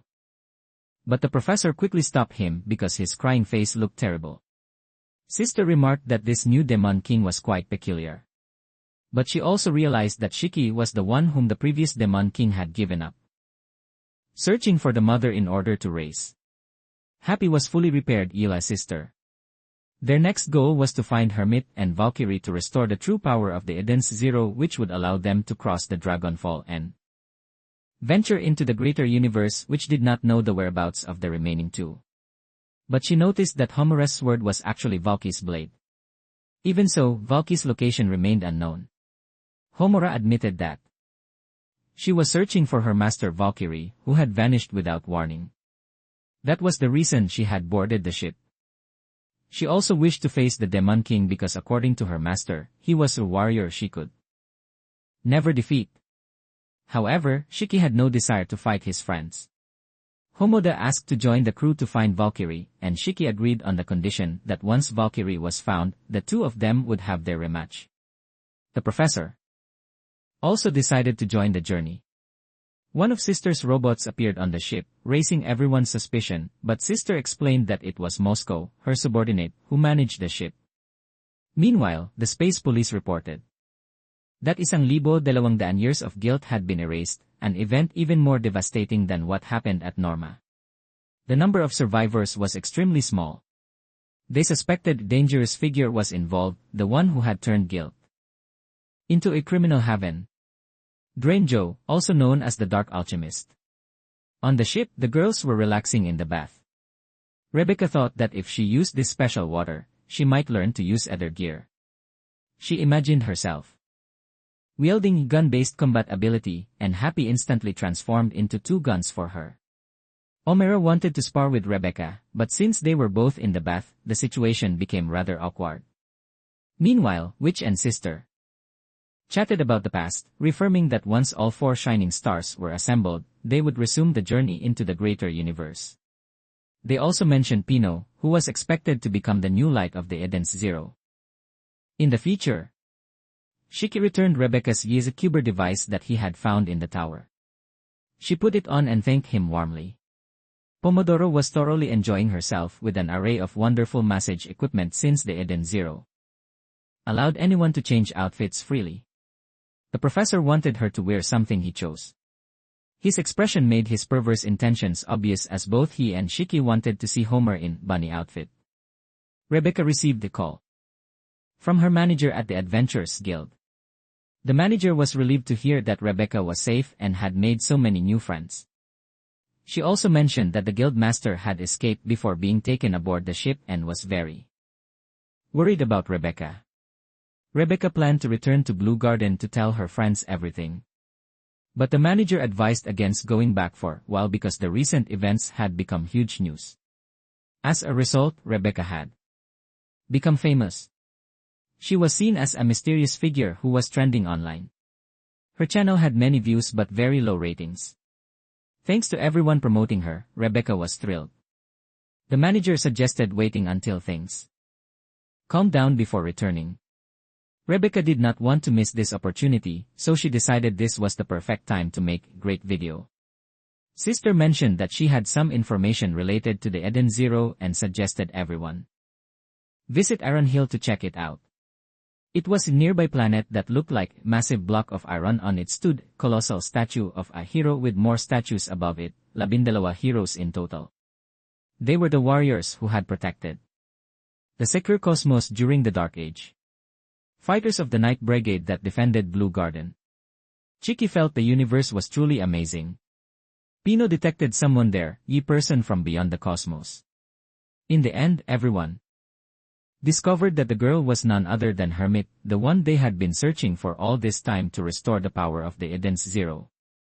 All members were needed, which oversaw and maintained the ship as a whole. While Sister, despite her foul mouth, was a talented doctor and had been found quite easily.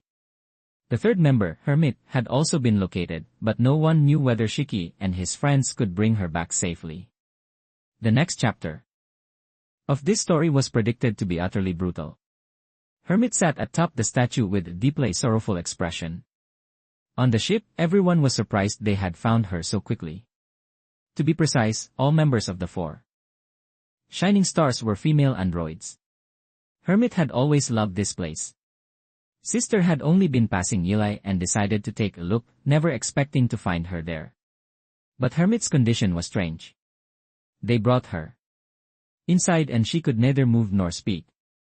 There was no external damage, but her internal systems were riddled with errors, making recovery nearly impossible. According to Pino's analysis, the other reactor and locomotion systems were functioning normally. Her audiovisual functions had no issues. There was no virus infection and her sleep mode was normal. The conclusion was that the problem lay in her heart, which had been wounded. Perhaps she had experienced something so terrifying that she had shut herself down, since robots did not fully understand the concept of a heart. They had no idea how to fix it. Shiki declared that he would go inside Hermit to heal her broken heart. Rebecca and the professor could not understand how anyone could go inside her. And the professor certainly could not build such a machine. But Shiki still wanted to save her because he believed that having a broken heart was something truly frightening. Inspired Gila that idea, which came up with another method using a dive system to enter Digitalis, a place that might contain Hermit's heart. It was a digital world where her memories and true self might still exist. Digitalis was both a virtual space and a real planet, a place that ordinary beings could not physically enter. To get in, one had to convert to a digital state, much like joining an online game. Originally, Digitalis served as the server for a massively multiplayer role-playing game called Rogue Fantasia. But an incident years ago had caused the game to shut down. When the data spiraled out of control, the virtual characters evolved on their own and began existing as conscious beings. It became a planet of digitized people, which believed Hermit might be there because she had always loved this game. Shiki and the others entered the dive room to access the digital world. Since it was a virtual realm, the ship could not provide support and they would have to rely entirely on themselves, which warned them that any injuries sustained inside would carry over to reality, and dying in Digitalis meant dying in real life. After understanding the risks, everyone began the dive. The system prompted Shiki to customize his character. He had no idea what he was doing but playfully designed his avatar and had a great time. Rebecca entered first and the others appeared one by one.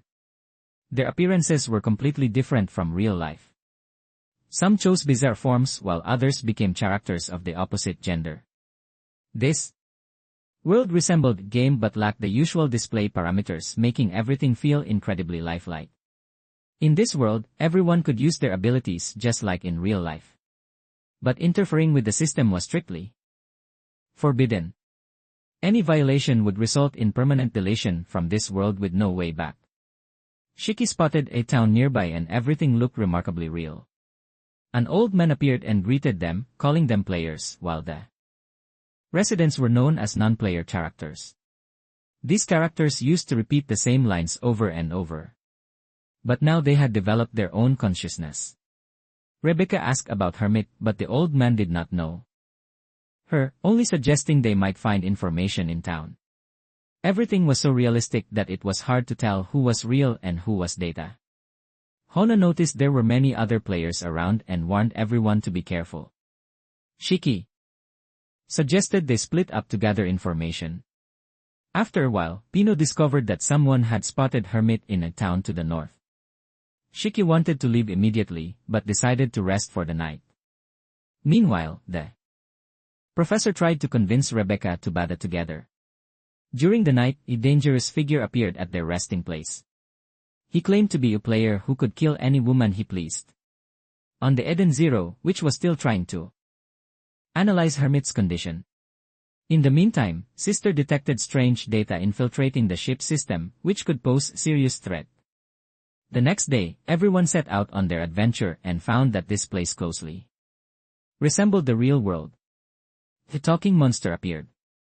It was the boss of an event and hinted that a quest to find a stolen treasure could be activated in the northern town.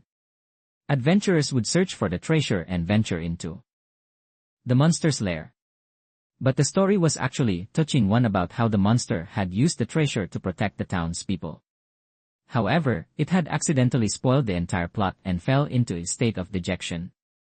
The monster revealed that the northern town was facing a great catastrophe. It had heard rumors of a serial killer, and those rumors were true. He was a ruthless murderer who killed everyone he encountered, whether player or non-player character, so vicious that he had lost all trace of conscience. Rebecca wondered how he had not been banned for attacking non-player characters. That should have been the case, but for some unknown reason, he continued to exist. He was the one who had plunged this planet into chaos. Both players and non-player characters had been killed and events had been thrown into disarray, forcing the monster to flee for its life. Shiki mentioned they were looking for a girl named Hermit in the northern town and asked the monster about her. It said it knew of her, a player who always seemed to be in daisies. It often saw her sitting alone on a hill outside the town, and she had never completed a single quest. Everyone thanked the monster and left, determined to find their comrade no matter what. When they arrived at the northern town, the place had been devastated, and there was not a soul in sight. Shiki noticed someone there, but this person was in an unstable mental state, repeating the same words over and over. Moments later, the girl was killed. Eli, figure wielding a seda. He cursed her as trash. He was the serial killer. He said he had heard about new players appearing in Digitalis and complained about the place he had just passed through. Everyone looked up at the tower and saw many people hanging from it. Shiki wanted to rush up and save them, but the killer said it was all pointless. He had blocked the logout function, and even if they could log out, there was no saving them in real life either. He wanted to witness the final moment of despair on each player's face. He introduced himself as Jamalov, a chosen player. In real life, he was also a winner and an associate of Drain Joe. Omora recognized the name. He was one of the 6 members of the galaxy's 6 dark stars, beings capable of destroying entire planets. Shiki did not care who he was, but he resolved that he would never forgive what this man had done. Meanwhile, Hermit remained sitting in trance, muttering that the king had once lied to her. Machines might have hearts, but humans did not. In this world, death meant death in reality. The killer grinned with a crazed smile, explaining that he had hung them up high just to see the looks of despair on their faces. Shiki flew into a rage and charged at him.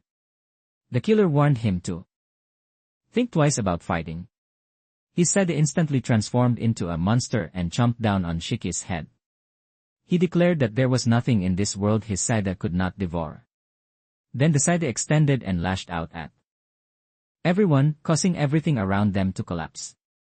When the entire castle came crashing down, Shiki caught it and hurled it aside. The killer demanded to leave because he had an appointment today. He told everyone they would settle things next time and expressed his desire to see them screaming and begging for mercy. With a maniacal laugh, he vanished. Everyone guessed his appointment was in the real world outside. They had now become the target. of a deranged killer, but their ultimate goal remained finding Hermit. Rebecca hoped they could find her before the serial killer returned to Digitalis. The townspeople discovered that Shiki's group were survivors. They thanked them for driving the killer away and wanted to repay them somehow. The professor asked about Hermit's whereabouts and learned she was the girl who always sat on the hill west of town. Afterward, the townsmen saw them off the residence, reminded them to be careful.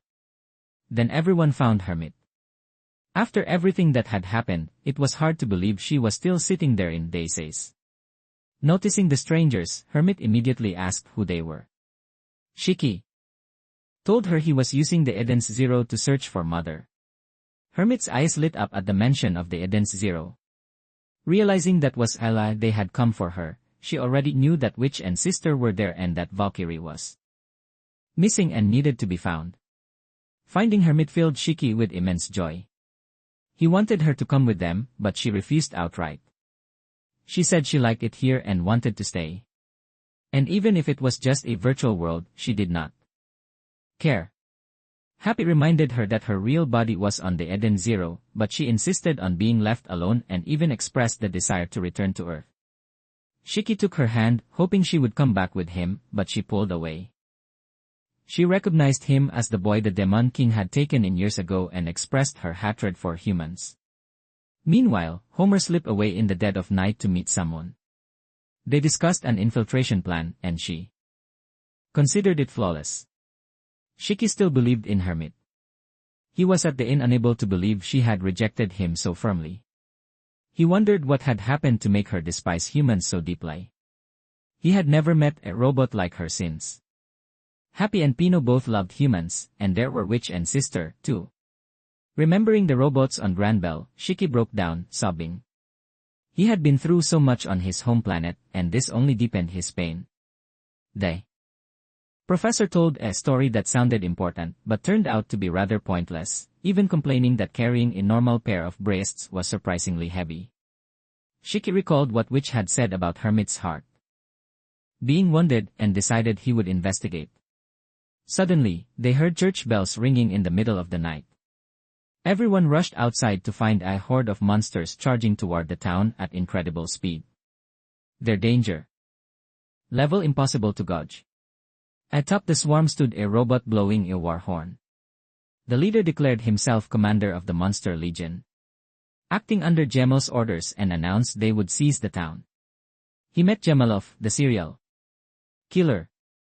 The townspeople refused to accept this and demanded the invaders leave, insisting this was not a game event. According to Gemelov, he had grown bored of killing non-player characters himself.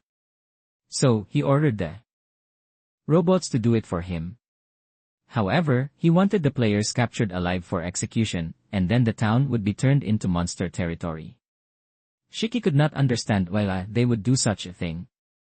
Gemel manipulated them promising to slaughter every last monster, making them feel honored to sacrifice themselves for him. Even the robots rallied behind him. Then the attack began and everyone fled in panic. Rebecca's group thought resistance was futile, but Shiki charged forward and wiped them all out in single blow. Happy noticed the monsters were heading toward the hill where Hermit was. Shiki asked everyone to hold things down here while he went after them. The professor objected since he could not use his abilities in this game, but Shiki had already left. Rebecca tried to rely on Hamira, but she had vanished at some point. The professor feared she had run away. In truth, Omaro was in a private chat reporting to her allies. She wanted to complete the mission quickly, and her primary target was Gemelov. She felt that Shiki's group were not bad people, but they had outlived their usefulness, so she decided to abandon them. Meanwhile, the robots were advancing toward the western hill where Hermit sat. Hermit thought that this fate was still better than being killed by humans, so she prepared herself to accept death. At that very moment, Shiki appeared and carried her away. At the same time, Hamura went to confront the serial killer. He was intrigued that she dared to face him. Hamura expressed her desire to join Drain Joe's organization, saying she was willing to do anything to be accepted. Despite being rescued by Shiki, Hermit showed no sign of gratitude. When the monsters continued their pursuit, Shiki wiped them out effortlessly. Hermit recognized his technique as the same one the Demon King had used long ago. Shiki explained that it was what the Demon King had left behind. Hermit did not trust humans and refused to accept it. Shiki argued that not all humans were evil. Hermit countered that she had never encountered a single human with a heart. But since Hermit was a friend of the Demon King, Shiki was determined to convince her. In any case, they needed to regroup with the others first. At that moment, Rebecca was fighting alone while the Professor and Pino were frustrated at their inability to use any powers. The commander of the monster horde was still rampaging with wild fury. Just then, the monster they had met in the cave appeared, following the storyline. It was the protector of the town. It was far stronger than the other monsters and dismissed them as mid-level bosses at best, which struck nerve with them. Right then, Shiki arrived. He asked everyone to look after Hermit while he single-handedly demolished the entire monster army in one blow. He urged everyone to retreat immediately. The little girl who had been rescued earlier thanked the boss monster for saving her, calling it Yile an adorable nickname that moved it deeply. At that very moment, the serial killer returned to the town and refused to let anyone leave. He ordered an attack on the boss monster, and it stood its ground to shield everyone. Shiki could not bear to watch. In the end, the boss monster fell as many wept. Then, Hamura appeared and fired an arrow at the little girl, but Shiki threw himself in front of it. Hermit could not understand why Shiki would risk his life for mere data. The serial killer was equally stunned. Hamura declared she would do anything to meet Dranjo, but even he had not expected her to turn on her own companions. Everyone was in shock. Hamura pointed her weapon at Shiki and declared he was not her friend. She added that the girl Shiki had just protected was not real life, but merely data programmed to display the emotion of fear. Shiki struggled to his feet and insisted the girl still had a heart. Rebecca and the professor could not fathom why Homura had sided with the enemy and betrayed them. But Shiki still believed they could be friends. Homura announced she would join Dranjo's side and that her earlier claim of searching for Valkyrie had been a lie. She gave Shiki one last chance to retreat. The killer ordered his troops to fire a volley of arrows. If Shiki dodged, the villagers behind him would be in danger. At that instant, another Hamura appeared and sliced every single arrow out of the air. That was the real Hamura. The imposter was finally exposed. And this was the real Hamura. She appeared, slicing every arrow out of the air before rushing to Shiki's side. Everyone stood in stunned silence, unable to comprehend what was happening. Even though there were two Hamuras, the one standing before them was clearly the genuine one. When she first arrived on this planet, Hamura had no idea she had been locked in a dungeon. It took her a full day to escape, another day to gather information, and then she tracked the trail here. What infuriated her most was that someone had dared to impersonate her, and they had even chosen a male form, something she would absolutely never do just from the way she spoke and reacted. Rebecca and the professor immediately recognized her as the real Hamura. Pino, however, still could not figure out how the imposter had known so much about them. The imposter was furious that the plan had nearly succeeded only to fall apart. Even Gemalov lost his composure. Enraged Gila the failed scheme, he slaughtered the remaining monsters. He was sick of everything and now just wanted to kill them all. He immediately fired a laser beam at Shiki. Humor decided to pursue the imposter to uncover their true identity, while Shiki would stay behind to face Gemalov. Despite Shiki's relentless attacks, Gemalov dodged every single one flawlessly. Rebecca quickly figured out the problem. He was cheating. He could control monsters, boost his power beyond the allowed limits, and even rewrite the planet's code to serve his purposes. At that point, Hermit spoke up. If they wanted to defeat him, the only way was to cheat right back. Even Happy and Pino agreed, but Rebecca objected. To her, cheating was the worst thing anyone could do, and she refused to stoop to that level. Since Rebecca would not accept cheating, the professor decided to do it himself. He was not a gamer, so he saw no issue with it if he got permanently banned. That was fine since he had no attachment to this planet. He began analyzing the planet's code.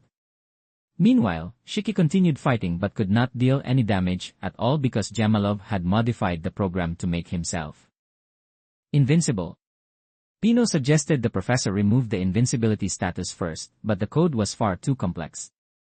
Hermit realized the professor did not actually understand programming. He was merely operating his ether gear on instinct. Determined to defeat the killer, Hermit decided to help. She used the professor's account to cheat.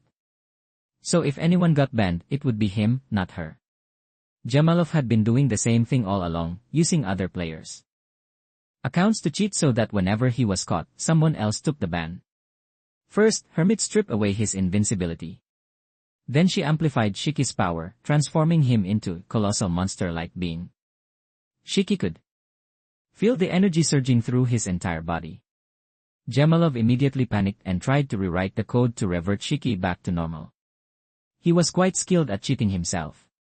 But every time he removed an effect, Hermit created a new one. She even equipped Shiki with a suit of radiant armor. No matter how many times he deleted it, she kept recreating it without pause. In his frenzy, Jamalov even deleted Rebecca's clothes. He could not stand being opposed and decided to use the final code. It was the planet destruction code. Instantly, characters and monsters began to dissolve. He intended to wipe the entire town from existence. Hermit could do nothing because once the final code was activated, it could not be reversed. Even so, Shiki kept fighting. To Hermit, everything here was just data, so it did not matter if it vanished. But Shiki disagreed. He believed they were still alive because they had hearts. He would not give up. He would defeat Jamalov before everything disappeared. Shiki charged in and threw a punch. Jamalov remained confident because even without invincibility, his stats were still maxed out. But for Shiki, the power of friendship was what mattered most. He poured every ounce of his strength into a devastating blow.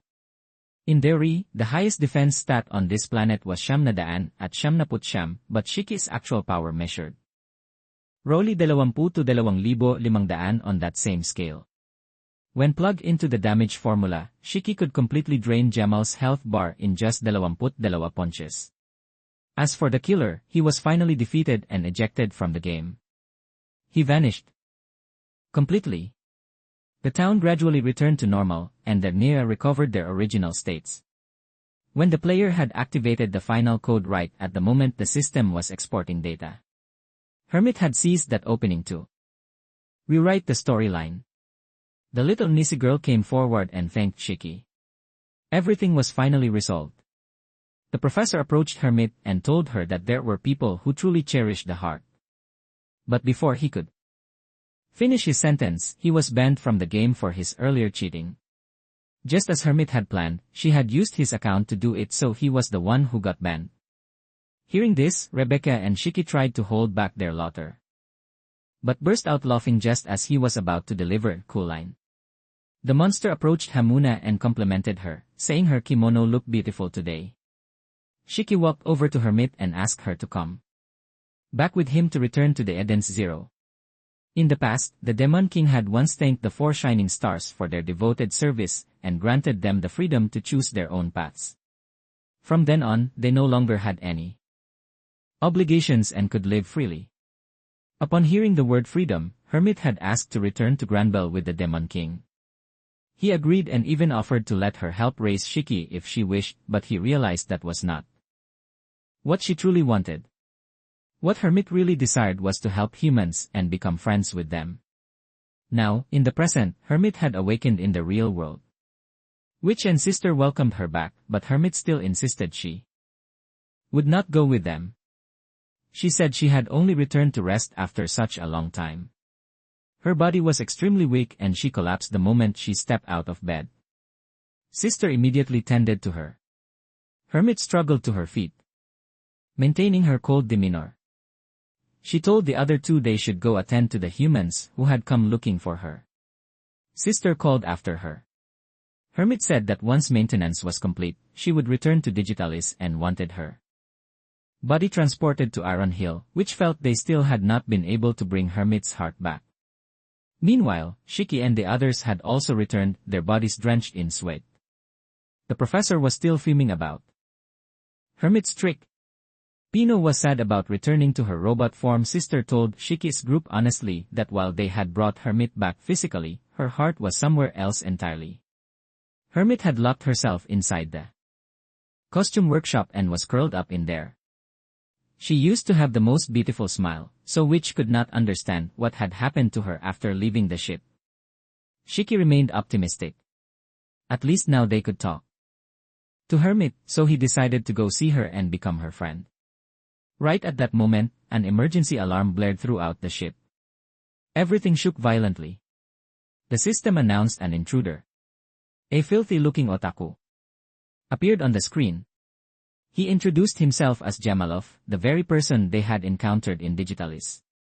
His real-life appearance was nothing like his in-game avatar, leaving Happy and the professor frozen in shock. Upon hearing the alias Spider, Rebecca recognized him as the hacker who had earned Isa 0 billion. He declared himself a genius, a member of a criminal organization, and one of the best hackers in the Secura cosmos. He even boasted about being the number one hacker and mocked the Eden's Zero security for being far too weak. It had been ages since he had found a system this easy to breach. He announced that he had seized control of the Eden's Zero. The ship continued to shake violently, but even in that chaos, Shiki stood firm. The killer hacker burst into a maniacal laugh. At this rate, the ship would be completely destroyed. The system was so severely damaged that only Hermit could save it. Hearing that, Shiki snapped to attention, which immediately contacted Hermit because she was the only one who could rescue everyone. But Hermit refused, telling them to evacuate immediately. Shiki, Rebecca, and Homer decided to go speak with her in person. The professor and sister stayed behind to repair the ship as best they could. Hermit sat alone, clutching her head and weeping, wanting to give up on everything. Shiki raced toward her at full speed, refusing to abandon her or the ship. The Ether Accelerator was a device capable of saving countless robots. Once someone had asked Hermit to help research it, that person had told her that humanity desperately needed her abilities, and Hermit had happily agreed. 15 years ago on planet Newton, at the Royal Research Institute, Professor Mueller unveiled the 6th-generation Ether Accelerator prototype. If completed, it could supply Ether to Planet Hook, a world where robots abandoned Eli humans were living. Planet Hook was critically low on Ether.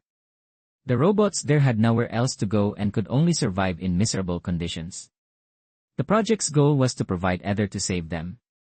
The professor told her that he could not live without robots, just as robots could not live without humans. The two sides needed each other, and the friendship between humans and machines was real. Those words deeply moved Hermit, and she trusted him and agreed to join the research. Back in the present, the Eden's Zero was badly damaged, nearly impossible to repair on the spot. Still, everyone gave it their all, which raised the shields to maximum. Sister's abilities could only heal living beings, so she could not fix the ship. Meanwhile, Spider watched from outside with a smug expression. Convinced this was the price they paid for defying him, Shiki kept pounding on Hermit's door, but it was completely locked. Homa considered breaking it down. Eli force. Shiki called out, telling her she was the only one who could save everyone. Inside, Hermit remained in hiding, reliving her past. She had once believed she was the only one who could rescue the robots on Planet Hook. So she had worked herself to exhaustion. She completed the formula to stabilize the Ether reactor. At that time she was overjoyed because humans and robots were working together. Everyone credited it as Professor Mueller's achievement. Hermit had also wanted to befriend him and everyone else there. They all treated her kindly and she felt happy. One day a robot told her he would be heading to Planet Hook. All the other robots were being dispatched on missions as well. Only robots could survive there. Hermit did not understand why they all had to leave, but they said the project was too important. Their task was to install the Ether reception system from the accelerator. Hermit had to stay behind to operate the device alongside the professor. She worried about what would happen if the machine failed. The robot reassured her, saying she had built it herself, so it would surely succeed. They believed this project would save countless robots. Everyone spoke about the future, about living alongside humans once everything was over. Hermit felt truly happy. The fateful day arrived and the reception system was ready. The professor assured Hermit that all her calculations were flawless. She told him that once the project was finished, she wanted to be his friend. He replied that they had been friends for a long time already. Hermit was overflowing with joy. The other accelerator powered up. A massive beam of energy fired toward Planet Hoop. Hermit believed they had saved everyone, but moments later, alarms blared. The reception system was incompatible with the volume of ether. If it continued, the planet would overload. Then the signal cut out.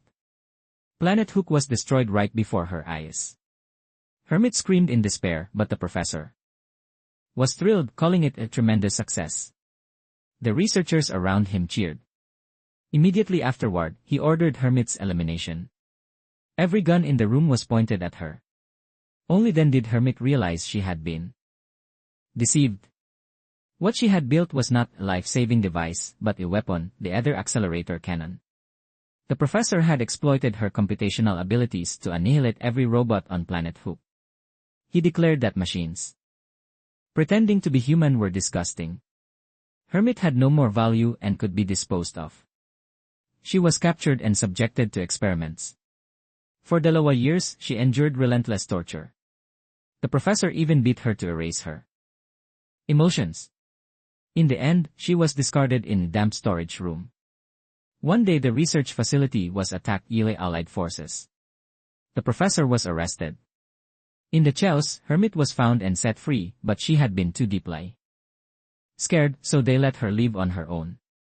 That was why she went to Digitalis, a place with no humans. But even now, she still could not escape that fear. Back in the present, Shiki broke through the door and charged in only to slip and fall. Rebecca stepped forward and begged Hermit to save everyone. Hermit still refused, saying she did not want to save humans. Happy and Pino tried to comfort her, reminding her that they were robots, too, and that Witch and Sister were her comrades. But Hermit replied that she hated even robots who sided with humans. The room was becoming unsafe. Omura urged everyone to leave. But Rebecca moved closer, sat down in front of Hermit, and asked her to listen. Rebecca said she did not know what had made Hermit hate humans so deeply. But the humans on this ship truly cared about robots. Happy was a robot. Valkyrie was Homer's master, and Homer treasured her deeply. The professor also got along with everyone, and Shiki had grown up on a planet populated only Ila robots. When Rebecca arrived there, the robots had gone haywire and attacked him. But Shiki still called them his friends. He never felt lonely because his friends were always Ila his side. To Shiki, it did not matter whether someone was human or robot because he only looked at the heart. Hermit broke into tears, saying no one understood what she had been through. Shiki stepped closer and told her that even though he did not understand, he still could not leave her alone because she was crying. Those tears proved she still had a heart. He told her that if she could not trust humans yet, then she should try trusting herself. He did all of this because he believed in Hermit. He believed in her and that was ally he would not leave. Then he asked her what she wanted to do. Hermit burst into uncontrollable sobs. And finally she decided to come back. She reactivated the ship systems. Everything began recovering at incredible speed. Spider's hacking was completely neutralized and his own system was hijacked in return. Hermit pinpointed his location. If he had infiltrated the Eden's Zero, then she had certainly locked onto him as well. His ship was within firing range. Hermit opened fire, but instead of attacking, she simply launched fireworks around his ship. It was all just a prank, and everyone burst out laughing. They gathered around Hermit and praised her for a job well done. Witch had once said that Hermit had the most beautiful smile. And now she was truly smiling. Again, thanks to that hacker. Even though the Eden's Zero had been repaired, it still needed time to fully recover, which insisted it was not Hermit's fault. But Sister bluntly said it was entirely on Hermit for hiding away and wallowing in self-pity. Even after Hermit apologized, Sister did not feel the apology was sincere. It had been a long time since which had seen Sister and Hermit bickering like the old days. Hermit grumbled that Sister always bullied her and that she hated it, but right after that, Sister pulled Hermit into tight embrace because she was genuinely overjoyed that Hermit had returned. Elsewhere on the ship, Homer was still complaining about the bathwater temperature while Rebecca found everything perfectly fine. Perhaps because she was still happy about Hermit's return. Now the group's next objective was to find Valkyrie, Homod's master. Homodora longed to reunite with the person she had always respected and admired. However, she rarely spoke much about it. She shared that Valkyrie had disappeared 5 years ago without a single trace. But since they had already found Sister and Hermit, Homoda believed the day they found her master was not far off. When they reunited, she wanted to prove how much stronger she had become through relentless training. Afterward, Homoda even got excited enough to challenge Rebecca to a duel. On the ship, Shiki and the professor were in awe of a table piled with delicious food and were ready to dig in with great enthusiasm. Pino was invited as well, but since she was a robot, she had no sense of taste and only needed energy gel to function.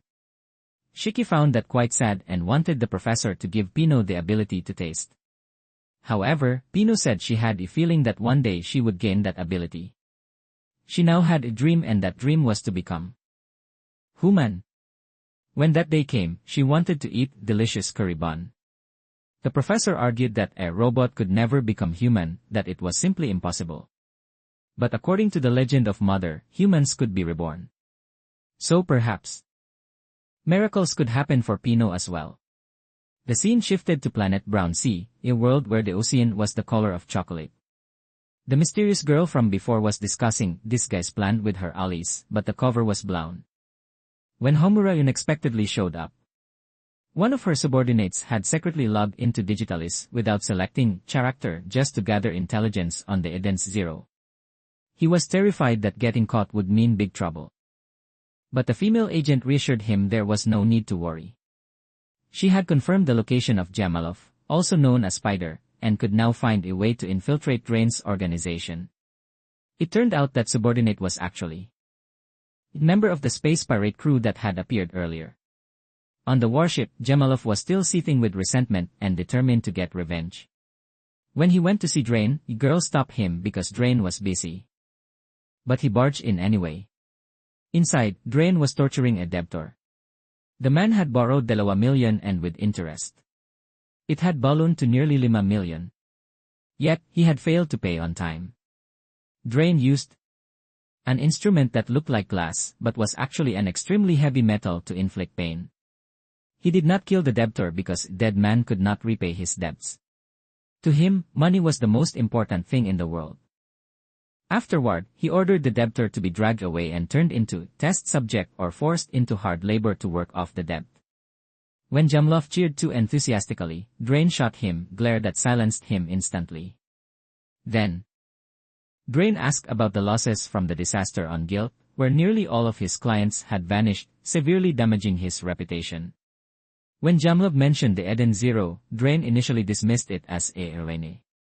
But then he realized Jamalov had taken it upon himself to use Drain's name to cause trouble only to get defeated, which infuriated him. Drain immediately shot Jamal down for tarnishing his reputation. Even so, he sensed the potential value of the Eden Zero and began keeping an eye on the ship back on the Eden's Zero, which reported that they had assembled 3 of the 4 shining stars and only needed Valkyrie before they could set out to find Mother. Hermit apologized to everyone and promised to do her very best from now on to make up for lost time.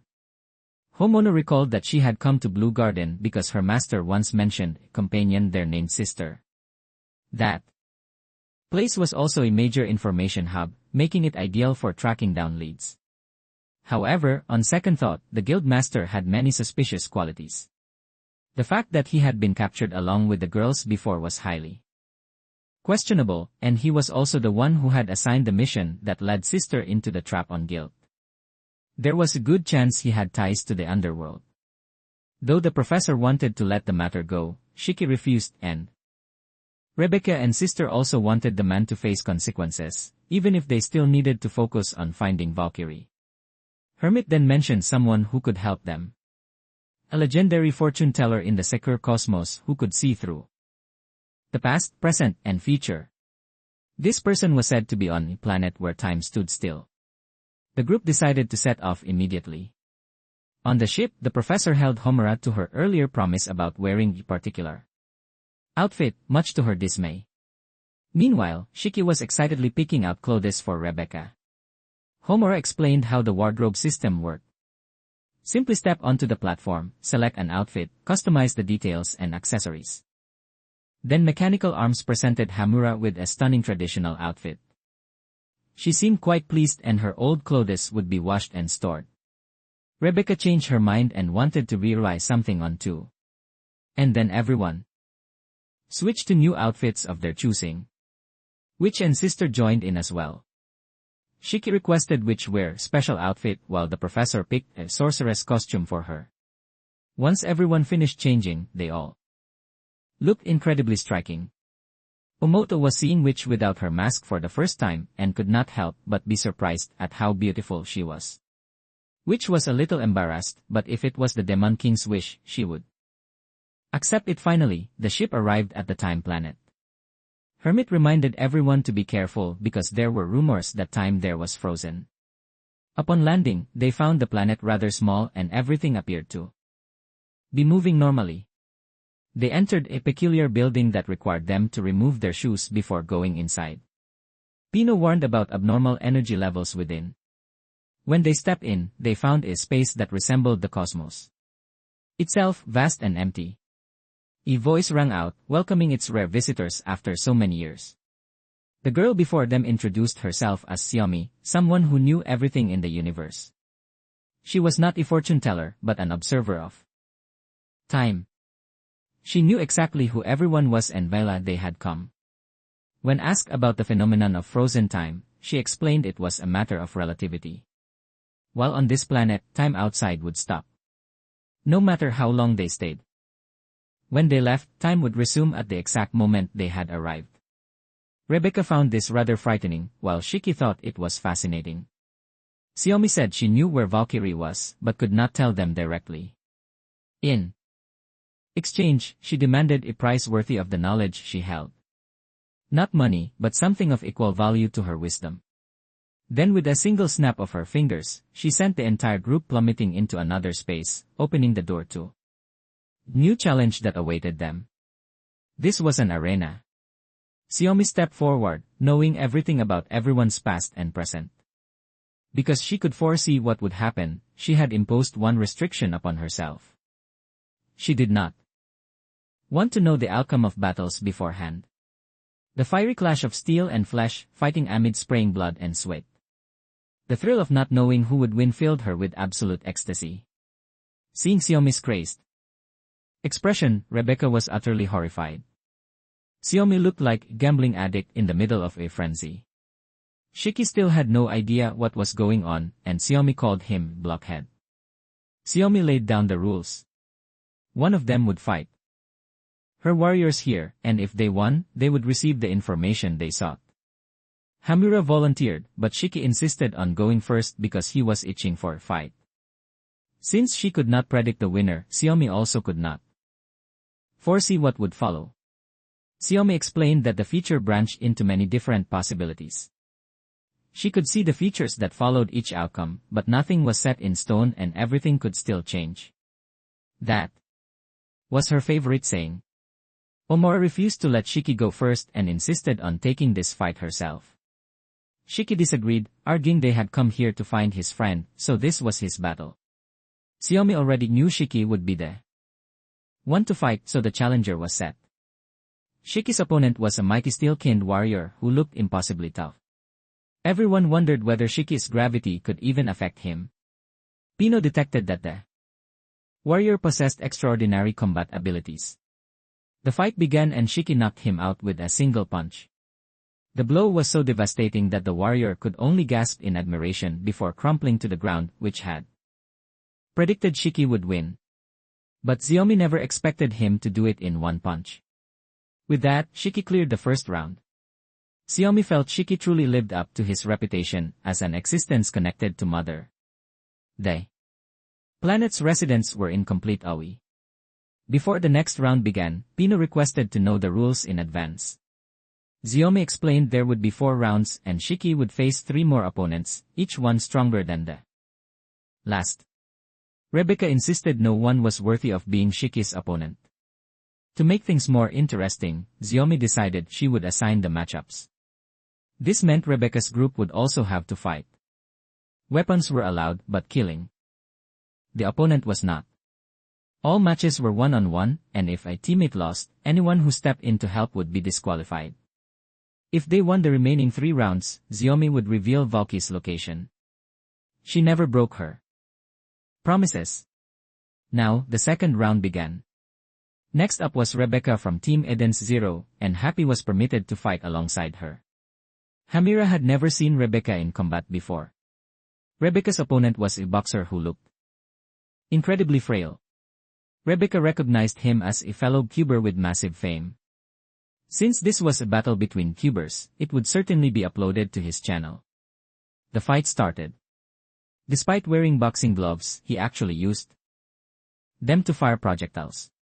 Rebecca began her attack, but he deployed an ether barrier. At this rate, Rebecca would never land a hit.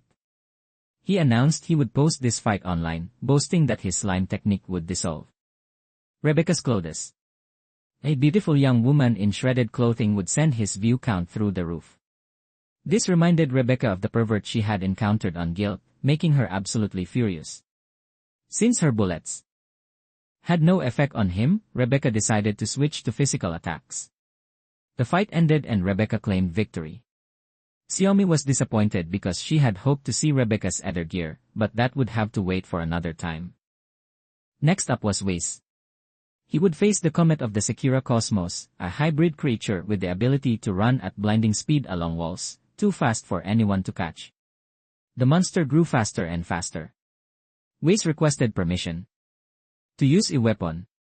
That weapon being Pino, and Xiaomi allowed it. The fight began, and Pino begged Weiss not to modify her.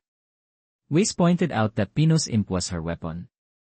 Pino understood, then activated her imp, which sent the opponent tumbling off the wall and crashing to the ground where Weiss stomped on it. Xiaomi remarked that it was quite dirty move, but it was perfectly within the rules since Weiss had asked permission beforehand. The fight was over and Weiss won. They now had 3 consecutive victories.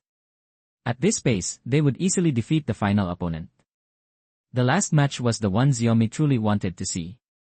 The final round belonged to Hamura.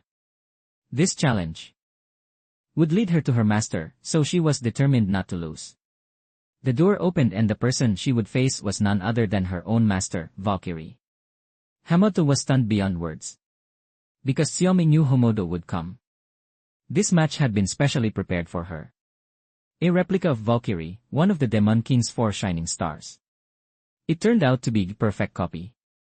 This replica shared the same knowledge as the original.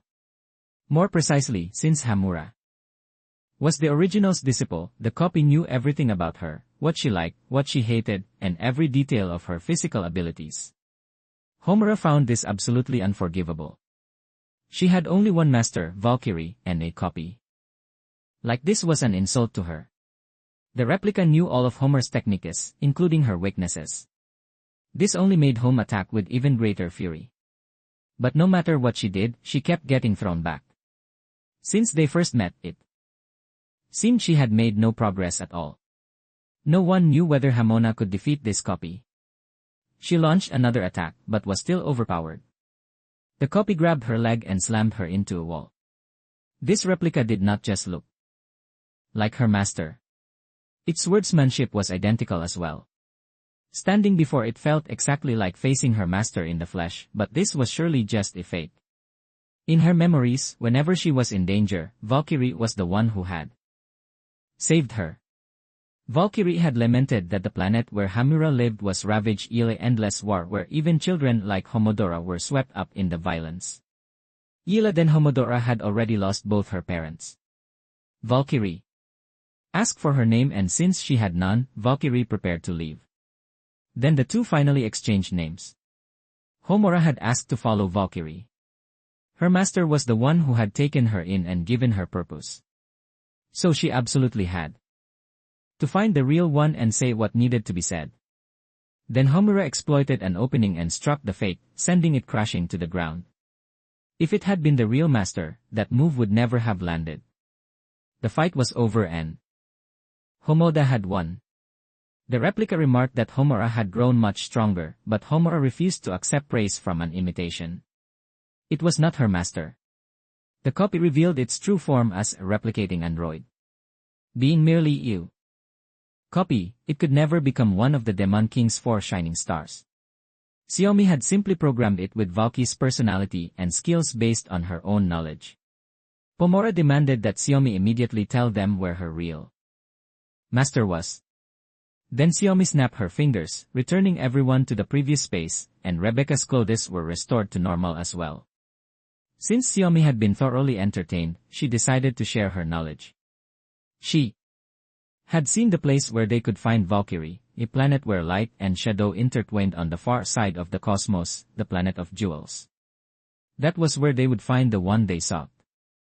The name sounded dazzling and Shiki wanted to leave right away. Xiaomi thanked everyone for the enjoyment they had given her. As a bonus, she offered one more piece of knowledge about their ultimate mission. Mother. Mother truly existed somewhere in this vast universe. Xiaomi knew this because Mother herself had bestowed upon her the power of foresight.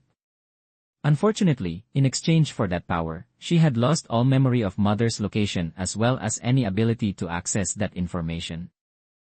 Xiaomi had met Mother and been reborn after the encounter. Mother was the great sage, the mother of the universe. It was said there was no wish she could not grant. Everyone began voicing their own wishes. That was really so many people sought Mother, and there would certainly be many battles ahead against those who were also searching for her. Xiaomi asked them to do everything in their power to keep Mother from falling into the wrong hands. Shiki declared that he would not let anyone stand in his way. With that, everyone boarded the ship and departed. Shiki and his crew set course for the planet of jewels to find Valkyrie, but what awaited them would be incredibly difficult. Now Xiaomi returned to her role as narrator, wishing everyone safe travels. And so the Eden's Zero set off after receiving word that Valkyrie was on the planet of jewels, a world said to contain every kind of metal. The planet was divided into 2 distinct zones. One side was a luxurious district for the wealthy, and the other was a labor district for the poor, separated considerable distance. If Hamura's master truly was there, they would head to the planet of jewels to search for her. Once the 4 shining stars were fully assembled, they could continue their journey beyond the cosmos. This filled the shining stars with nostalgia for the old days. The Eden Zero raced forward at incredible speed, but it would still take Tatlo days to arrive because they had to pass through a region littered with space debris. These fragments were extremely dangerous, and even the slightest collision could cause serious damage to the ship. The magnetic field in this area contained a massive amount of drifting debris. The professor wondered how they could not just warp space and teleport instantly the way they had done when traveling to Guild rather than taking such a hazardous route. Sister explained that the function could only transport them to places they had already visited. Rebecca pointed out that the Eden's Zero had traveled beyond the cosmos before, so it should still be usable. But in reality, the coordinates for outer space had been deleted from the warp list. No one knew the reason, but it was likely the Demon King had done it intentionally.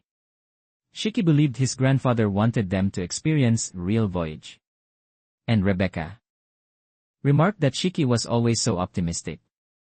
Meanwhile, Happy pointed outside where schools of fish were drifting through space, creating a breathtaking scene that seemed to come from the late cosmos. The sight made Happy feel as though he were in a dream. However, it was not just fish. There was also a glimmering object in the distance. Upon closer inspection, they discovered a man gripping a ship's helm who appeared to be trying to make contact.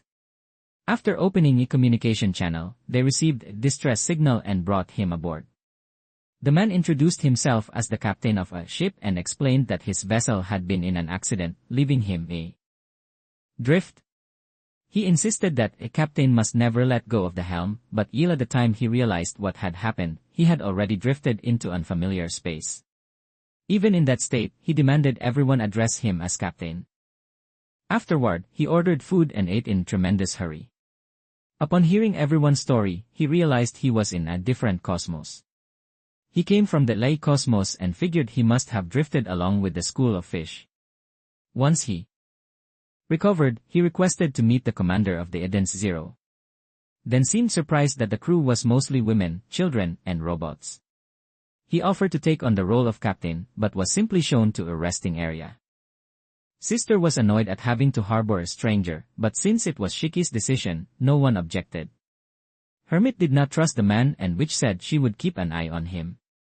Rebecca and Homura felt he was not necessarily a bad person, but was certainly suspicious. When asked about the Lycosmos, he said it was a place full of beautiful women, making everyone realize he was quite the pervert, and Rebecca promptly kicked him away. Afterward, he continued insisting on wearing a captain's uniform and even taught Pino vulgar language. Shiki seemed to get along with him rather well. The professor and sister grew increasingly irritated.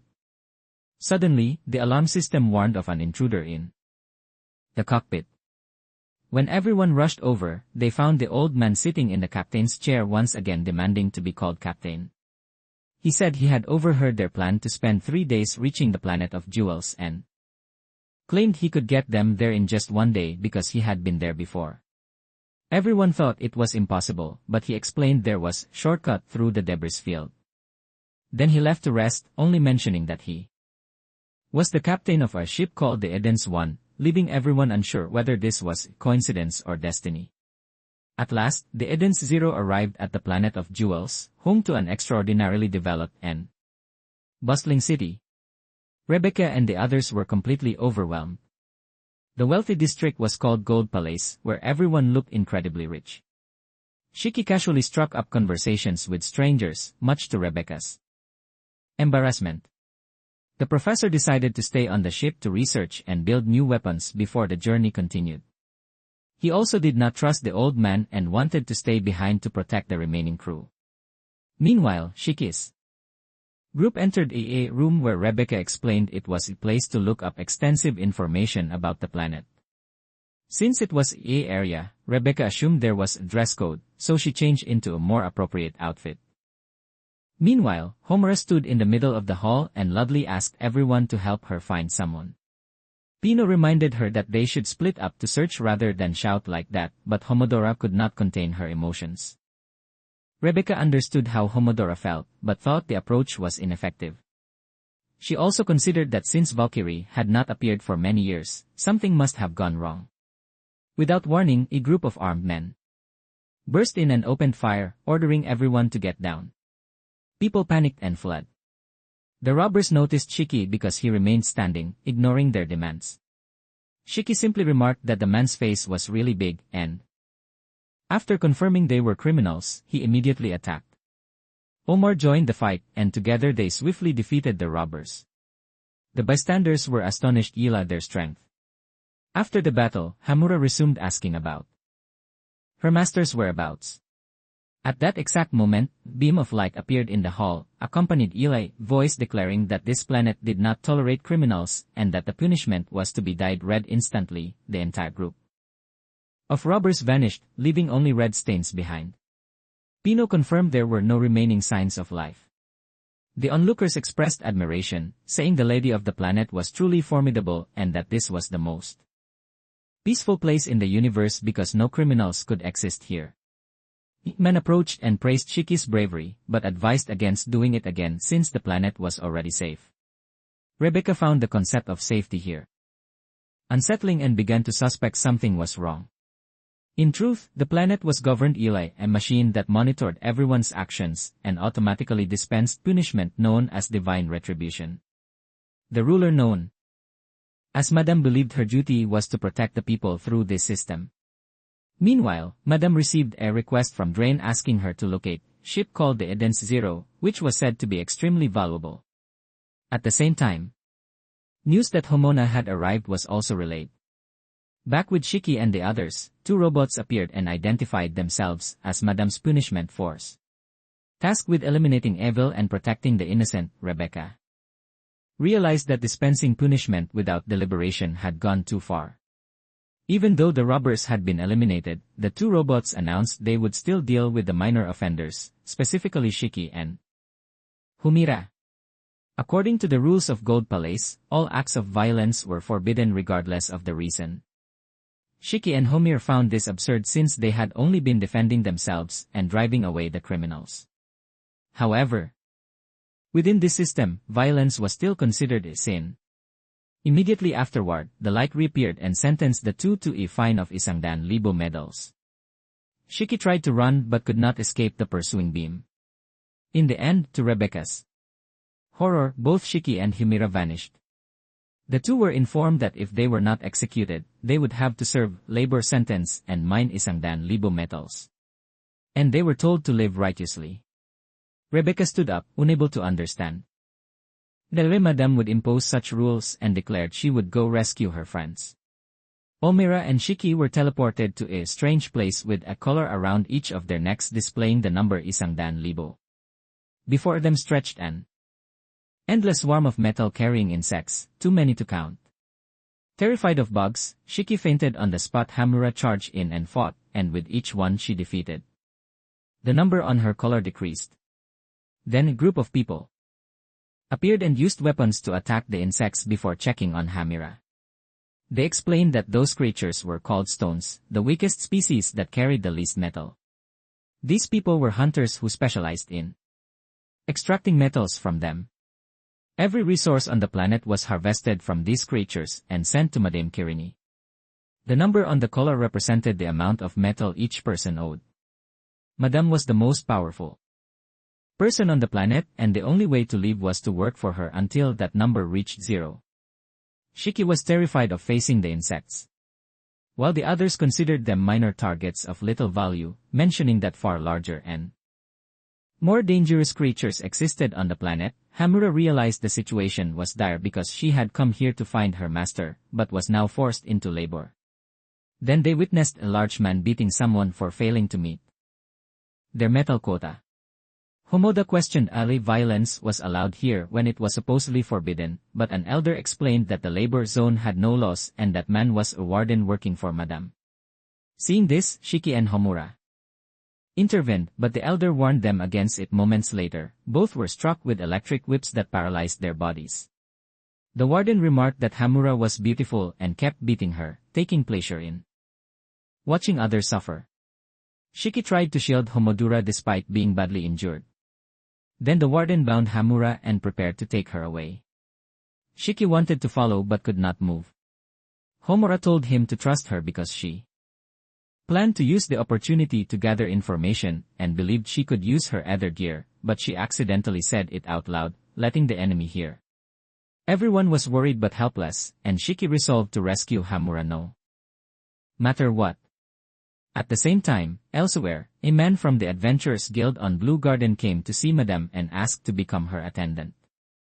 He was willing to do anything, including personal service, and introduced himself as having many skills. However, Madame found him vulgar and ordered his face to be destroyed, ignoring his pleas. Then, Madame asked her subordinates about a ship called the Eden Zero, but no one knew of it. She was aware that Drain was searching for it because it contained an other driver, something of immense value. Rather than sharing the profits, she intended to take everything for herself. Meanwhile, the planet emitted powerful interference waves that disrupted all communications. Sister could not reach Rebecca, but Hermit assured her the ship was still safe. Rebecca was at the casino and could not contact the Eden's Zero, leaving her feeling helpless. Right then, Libelia appeared and both were surprised to see each other. Liberilia knew that Shiki and Homoda had been sent to the labor zone and said there was a way in, but she demanded Rebecca help her shoot video first. Since Rebecca was famous, Lilia wanted to collaborate for more views. The video's concept was to test how far famous beekeeper would go, and Rebecca would have to dress up as cute sorceress character. Though completely unwilling, Rebecca ultimately agreed. Because she was thinking of her friends. Following Lilia's instructions, she put on beautiful cosplay outfit that did not quite fit her body. Then theme song played and someone appeared who was apparently a fan of that show, humming along enthusiastically. It was a famous beauty tuber named Nino who believed anime could save the entire universe. Everyone could tell he was deeply passionate about anime and otaku culture. He commented that Rebecca looked very cute. Since this was Lilia's project, she told Nino to stay out of the filming area. Lilia handed Rebecca a script and explained that Rebecca had low view counts because she did not invest in her content. A proper video needed clear opening, body, and conclusion. Rebecca learned something new. Then Lilia introduced Rebecca with a cute dance and Rebecca greeted the audience while trying to stay in character. She told herself that despite the difficulty, this was a way to learn and ultimately save her friend sooner. Rebecca was asked to step onto the stage and deliver the character's signature line. She stepped up and performed the exact movements, but at that moment, a strange liquid was poured over her head. Lilia burst out laughing and the surrounding audience laughed along. Pino and Happy were utterly shocked. Labilia called it a hilarious prank, saying it was a scene of a naive girl being humiliated in front of a crowd. She continued mocking Rebecca and thanked her for standing there taking it in childish costume. Happy was furious because none of this was in the script. Lilia admitted it was not and dismissed it as just a joke. Pino could not bear it any longer. She broke into tears and begged everyone to stop, refusing to accept her friend being laughed at. Labilia mocked Pino too for being just a robot. Rebecca stepped down and tried to calm Pino, telling her there was no need to be angry. She accepted what had happened because of her goal. Lilia said that thanks to Rebecca, she had great footage and wanted to go edit it, but Rebecca reminded her of the promise to show her the way to the labor zone. However, Lilia broke her word and left immediately. Rebecca had no choice but to find another way. At that moment, someone handed Rebecca a note explaining that all conversations here were monitored, so she should not speak openly. That person was Nino. He said he knew how to reach the labor zone and asked Rebecca to follow him all while maintaining that anime could save the universe. Elsewhere, Hamura was bound. And the warden commented on how beautiful she was. Hamira could not use her other gear and he explained that the ability worked Eli regenerating energy within the body. So when restrained, it could not be activated. He declared it was time to have his fun with her. At that very moment, the door was smashed open and Shiki burst in. He did not care about the consequences of defying the warden because to him friends mattered more than anything. He did not consider himself a hero fighting for justice. But if his friends were harmed, he would unleash the power of the Demon King within him. Shiki arrived to rescue Hamura. The warden, who thought he was about to have his way, was caught off guard Eli Shiki's sudden attack. He lashed back with his whip, but Shiki had the power to control gravity. He landed a devastating punch, then dragged the man across the floor and hurled him straight into the ceiling. After that, Shiki untied Homura. It was then that Homura realized other gear couldn't be used while her hands were bound. Shiki tested it himself and confirmed it was true. Homodo wanted to interrogate the warden, so she told Shiki to let him down, but to stay on guard. However, the warden quickly got back on his feet and seemed to grasp the situation. He said he knew Homoto was looking for Valkyrie and even remarked that Valkyrie was quite beautiful. Meanwhile, Nino led Rebecca to a secure location free of surveillance devices so they could talk. Nino explained that he went Eli the name Nino and worked for the madam. His job was to use the monitoring system to track down anyone who mentioned Eden's 0. Rebecca and Homura recalled that they had indeed spoken that name before. Nino admitted he had been ordered to capture Rebecca, but because he was so impressed by her disguise, he decided to help her instead. He warned that the labor district was extremely dangerous and advised Rebecca to leave the planet through the route he would show her once she rescued her friends. Rebecca agreed but insisted on finding Valkyrie first. Before parting ways, Nino suggested that next time, Rebecca should try dressing up as an angel because it would really suit her. Rebecca along with Happy and Pino continued on their way when a bird appeared and began leading them. Happy suspected it might be a trap but Rebecca decided to follow it anyway. They came upon a large man standing in a bizarre meditative pose. He suddenly snatched Rebecca's device and explained that it was his Ether Gear ability, which allowed him to teleport objects within a short range to steal them. He returned the item, but then sneakily took something else, making everyone realize he was rather eccentric. The man introduced himself as Paul, a disciple of Valkyrie on this planet. He said he had never met Hamira in person, but knew about her through Valky's stories. He possessed a recording that contained the truth about why Valkyrie left and never returned, and he was torn about whether to give it to Hamura. Through his bird, he had been keeping track of the group situation and suspected that Valkyrie might not have wanted to see Hamura again. Back in the labor district, the warden said he knew where Valkyrie was, but had no intention of revealing it. He explained that the colors they were not just counters, but also marks of imprisonment, granting him absolute control and the power to punish. He could confiscate belongings, lock people up and send them to the most dangerous areas. With a single command, he activated the system and transported Shiki and Hamura to a perilous cavern where a tremendously powerful creature lurked. He figured that whether they won or lost, the madam would still benefit, since the medal would be collected either way. Another figure appeared and reminded him not to go too far as the prisoners were still valuable assets. After that, the warden was summoned to meet with the madam. Shiki and Homura were dropped into a different zone and came face to face with a colossal monster. Shiki was terrified, but Hamura reassured him, saying that if they could defeat it, they might accomplish their goal much faster. They both attacked, but Hona's weapon shattered and Shiki took a brutal counterattack. The monster retaliated fiercely and summoned a swarm of smaller creatures, frightening Shiki so badly that he passed out. Homura realized she could hardly hold her own against such overwhelming numbers. Just then, Rebecca, Paul, Happy, and Pino showed up. Paul explained that thanks to his bird, he had tracked their location, and he believed the group stood no chance against the monster if they kept fighting head-on. Rebecca initially thought they were only dealing with small, ordinary creatures, but when the gigantic cat appeared right in front of her, she was horrified. It was known as the boss of the mining zone, a monster called Black that no one had ever defeated. With no other choice since they couldn't act freely without removing the collars, everyone was forced to fight.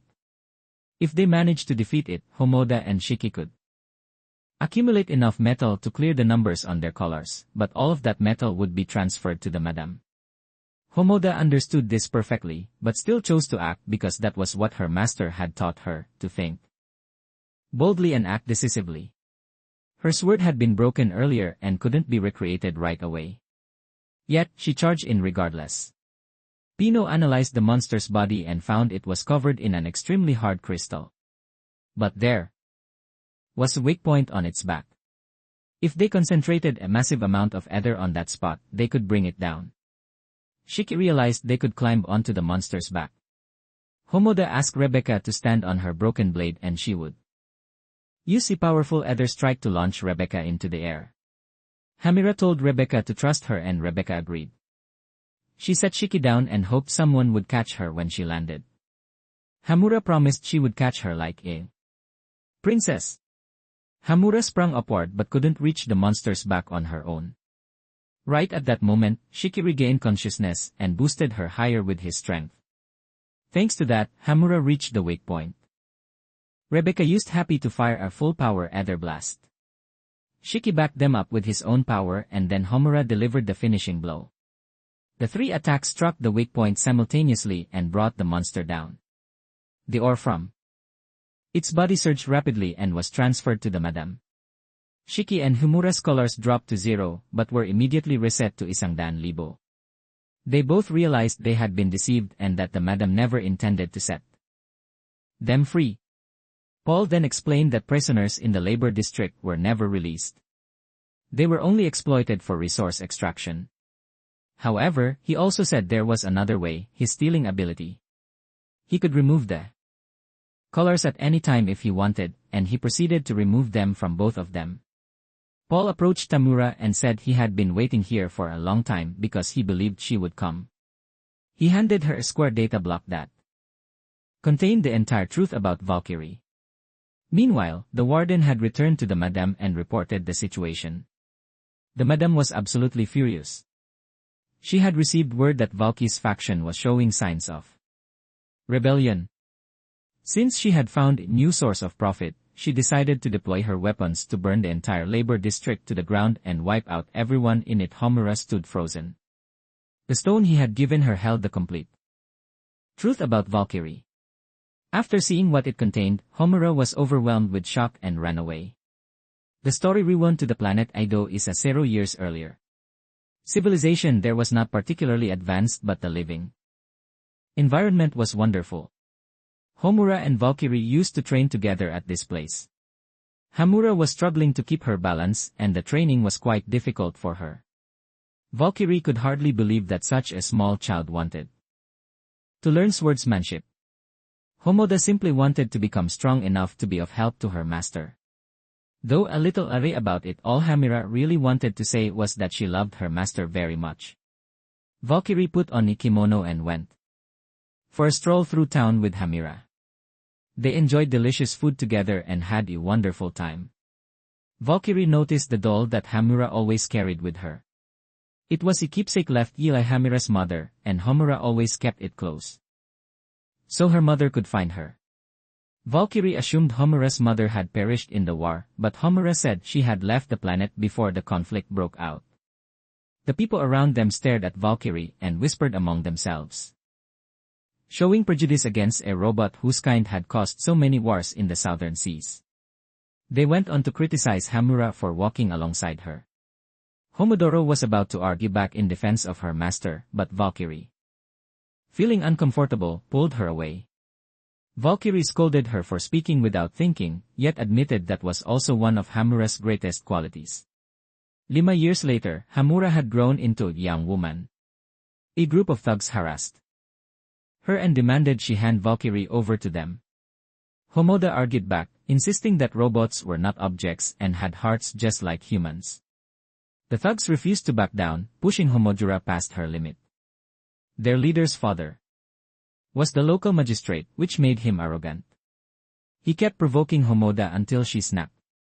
As a result, both Hamura and Valkyrie were brought before the magistrate. After hearing the details, the magistrate decided to resolve the matter peacefully since it was just a fight between children. If Homer showed remorse, she would be pardoned, so she needed to apologize to the boy. Valkyrie warned her that using other gear required great caution because the very nature of power was violence. As her master, Valkyrie ordered Hamura to apologize, but Homura flatly refused. She argued that the thug was the one who should apologize for insulting her master. She mocked him for losing a fight and then running home to write to his father over a teeny scratch, calling it shameful. The boy stormed off to complain to his father. The magistrate, watching helplessly, could only order the guards to escort the children out. Afterward, he called Valkyrie aside and told her that if she couldn't discipline the child, perhaps she shouldn't bother bringing Homer's mother back. He admitted the situation was partly his own fault for spoiling his son. Yet, he still loved the boy dearly. Raising children always brought unexpected challenges, but parents would always love their children because they were flesh and blood. Since Valkyrie was not Homer's birth mother, he suggested this made things even harder for her. On the way home, Hamura cried bitterly, still believing the thugs were the ones who owed an apology. Valkyrie didn't know what to say. Normally, she would have found a way to teach Hamura a lesson. But at that moment, she remained silent. Perhaps it was because she noticed Hamura still clinging to that symbol of her mother. That was the moment Valkyrie decided to go find Hamura's real mother. She left the child behind because Eli Then Hamura could take care of herself after all those years of training. Valkyrie left a message, but a cat from next door carried it off, so, in Homura's eyes, Valky's departure was no different from abandonment.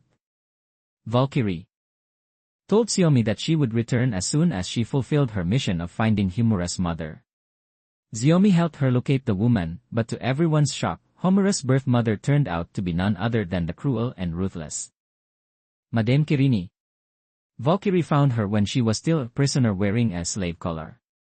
Kai felt fortunate to learn that Homodo was still alive. From what Valkyrie observed, the woman had endured tremendous suffering under the Baron's rule. Valkyrie resolved to bring her back to Hamura, but it was far from easy. As long as she wore that collar, she remained a slave. That was when Paul appeared, a man with the ability to steal and remove the collar. However, Paul did not remove his own because he was after crystal meteorite with an extraordinarily high ether concentration known as star tears, an extremely rare and valuable gem.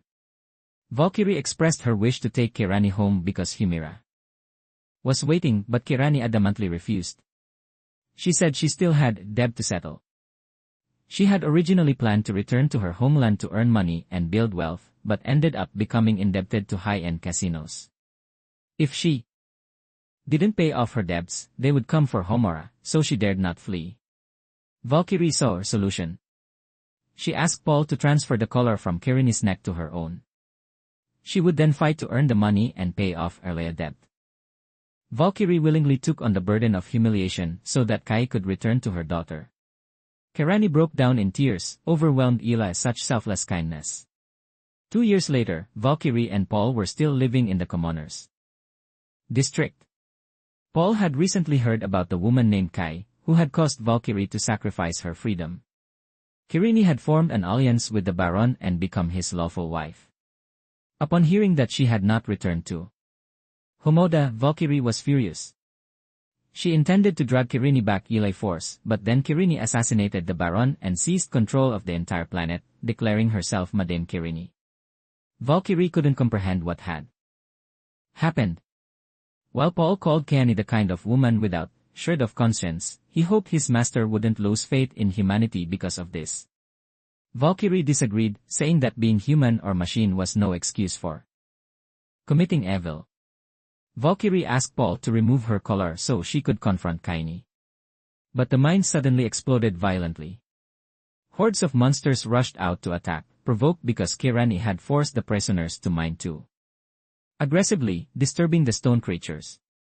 The situation was utter chaos as the monsters poured into the residential area. Valkyrie ordered everyone to protect the civilians while she alone stood against the onslaught. She activated her combat systems and her power once known as the Sword Saint of Edens was unleashed. She used everything she had to cut down the monsters. While Madame Kirini gleefully celebrated the medal harvested from the battle when the fight was over, Valkyrie was utterly exhausted. Yet the monsters kept coming without end. She fought until her very last breath. The image of Hamura kept flashing through her mind. She felt fulfilled yet filled with regret, for she had never told Hamura how much she loved her. Never said that she too cared deeply for her disciple. Now all that remained before Hamura was a pile of shattered remains. Paul recounted how Valkyrie had sacrificed herself to protect everyone back then. Homura wept uncontrollably. All this time, she had desperately wanted to see her master, but not like this. She cried out her master's name, hoping for an answer. Yet, no reply ever came. Homura still held on to hope that Weiss or sister might be able to repair her master. But sadly, once a robot lost its core, it was the same as a human losing their life. The pain felt in that moment was like losing both her mother and her master at once. A blow so devastating it nearly destroyed her. Throughout the residential district, a heavy sorrow hung in the air as everyone carried the weight of grief. Homodora remained standing where Valkyrie had fallen. Unable to leave, everyone understood that the 4 shining stars would never be complete again. A group of people approached. They were the ones Valkyrie had saved in the past. After that battle, out of deep respect and gratitude, they had named themselves the Valkyrie Regiment. Rebecca didn't understand why Valkyrie had left without seeing everyone again. But to the people here, Valkyrie was a symbol, the one who had given them reason to keep living. They had never disturbed the place where Valkyrie fell, wanting to wait for Homoda to come. They had been preparing an uprising against Madame Kirani for a long time. And Homoda's arrival was the final piece. They hoped she would fight alongside them. However, Rebecca felt they shouldn't trouble Hamira at a time like this. Shiki walked over to Homura and told her that her master was a powerful and resilient person who had fought to protect others with a compassionate heart and was without a doubt someone truly remarkable. Homura didn't know if she could ever get back on her feet after this. Shiki said the pain would pass with time, but Homura didn't believe it. Shiki shared that when his grandfather died, he was devastated, too, but thanks to his friends, he had made it through. He reminded Hamura that she also had friends Eli her side and encouraged her to keep moving forward, then walked away to give her space. Meanwhile, Madame Kirini's forces had locked onto the labor district and began activating their attack systems. Nino tried to protest, pointing out there were tens of thousands of people there. But Kirini didn't care. She dismissed them all as worthless and didn't see Valkyrie as savior at all, only as a tool she had used to gain power. At that very moment, Shiki burst in, demanded to know about Kirini, and declared he would bring her to Hamira, the daughter she had abandoned. Kirini appeared surprised but remained cold, showing no interest whatsoever in her own daughter. Shiki was enraged. He slammed his foot into the ground, sending tremors through the floor and demanded that Kirani come with him, but not before he taught her lesson.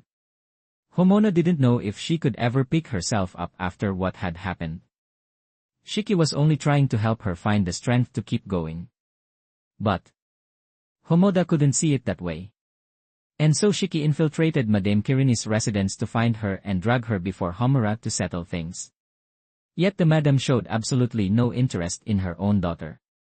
Shiki declared it was a mission he had to carry out and demanded she come with him. Shiki unleashed his gravity adder, but Madame Kirini calmly ordered her forces to proceed with the Red Eye Protocol as planned. She then commanded wave after wave of soldiers to advance on Shiki.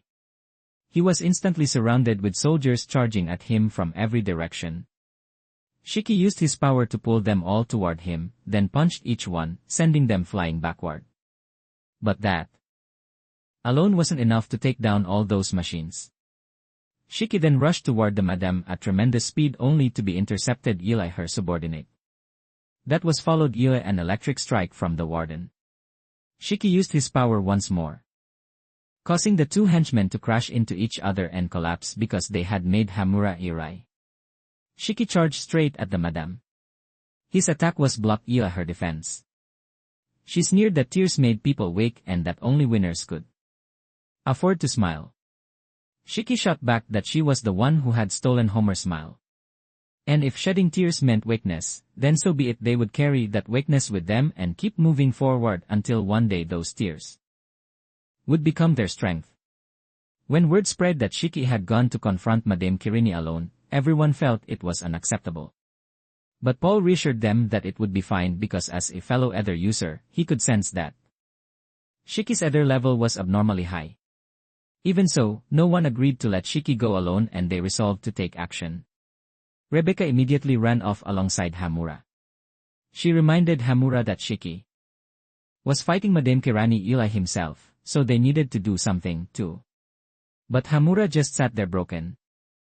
She had longed so desperately to see her master and had imagined that when they finally met again, she would have so many things to say. Yet the master before her now was nothing more than a heap of scrap metal.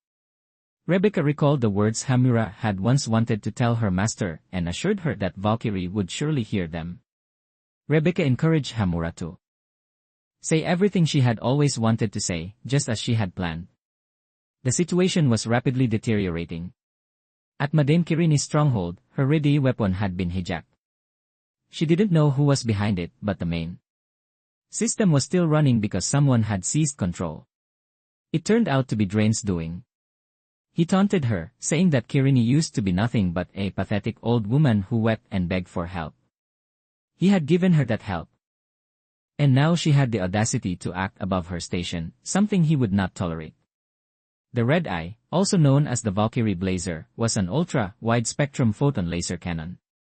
Letting such a weapon serve as a toy for an old woman was a complete waste. This was a device capable of mobilizing and striking at any moment. Certainly not something to be toyed with. Drain intended to use it for his own purposes. His original goal of finding Eden's Zero seemed unnecessary now, as he had realized Ila sheer coincidence that Eden's Zero was remarkably close, only about 3 hours away at distance of 7,500. They spotted Eden's Zero and noted it was rather small, then decided they would board that ship. Back in her quarters, the madam was still seething. She declared she would destroy everyone causing trouble. She ordered the Iron Maiden to be deployed, but it hadn't been fully completed and needed more time to fix. She didn't care. As long as it could be launched, that was enough.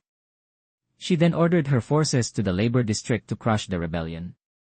She wanted every last person who opposed her dead, including Hamura. Shiki could not stand for that. Moments later, a massive robot called the Iron Maiden appeared before Shiki. Kairani climbed inside and decided to deal with Shiki first before turning her attention to Drain. The robot threw a punch that sent Shiki flying thousands of meters. People throughout the city panicked and fled. This was the might of the planet's most powerful knight.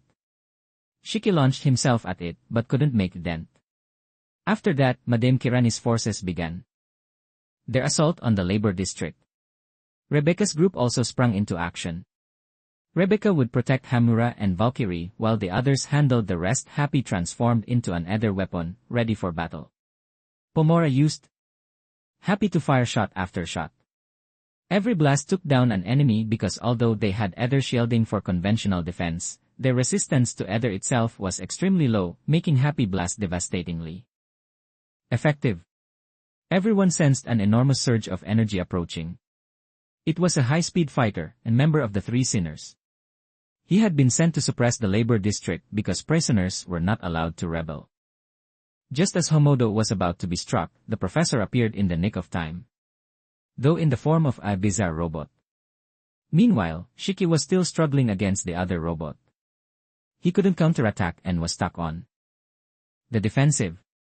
The robot landed a blow that knocked him out of his cover, then unleashed a barrage of cannon fire. Shiki was being pushed back relentlessly. He reminded the madam they were in the middle of the city, but she couldn't have cared less. When a billboard was about to fall on civilians, Shiki caught it and hurled it back at the robot. The madam remarked that his strength was quite interesting, but wondered how long a human body could endure such weight. Back in the labor district, Rebecca and the professor were still bantering about justice. The professor declared he would punish evil, but before he could finish his sentence, he was attacked. Up on the ship, Sister was furious because she couldn't reach anyone on the planet. Sister found Rebecca absolutely adorable and cared about her deeply. Even Sister's screens were filled with pictures of Rebecca. The professor's special armor had been designed and completed Eli Hermit, capable of unlocking his full ether potential. Using his bracelet, the professor could activate commands. Sister ordered the professor to bring everyone back safely. He immediately powered up the cannon and prepared to attack. Rebecca was amazed that he could use his abilities to calibrate the armor in real time. He fired a devastating shot and Pino exclaimed at how powerful it was. The enemy was extremely confident in his speed. But that also happened to be the strong suit of the robot the professor was wearing. The enemy's attacks were completely ineffective because the professor's armor was coated with an anti-ether layer. However, the professor's ether levels had dropped sharply below isa 0%. And the robot would shut down in 30 seconds. The countdown began. The professor was about to be attacked. He realized how dire the situation was and hadn't expected he would need to expend so much of his personal ether. Rebecca also noticed the professor had suddenly slowed down and detected that his performance was declining. It seemed the armor still needed improvement, but the final isa 0 seconds would have to be enough. The professor channeled every last bit of his remaining power and transformed into super robot.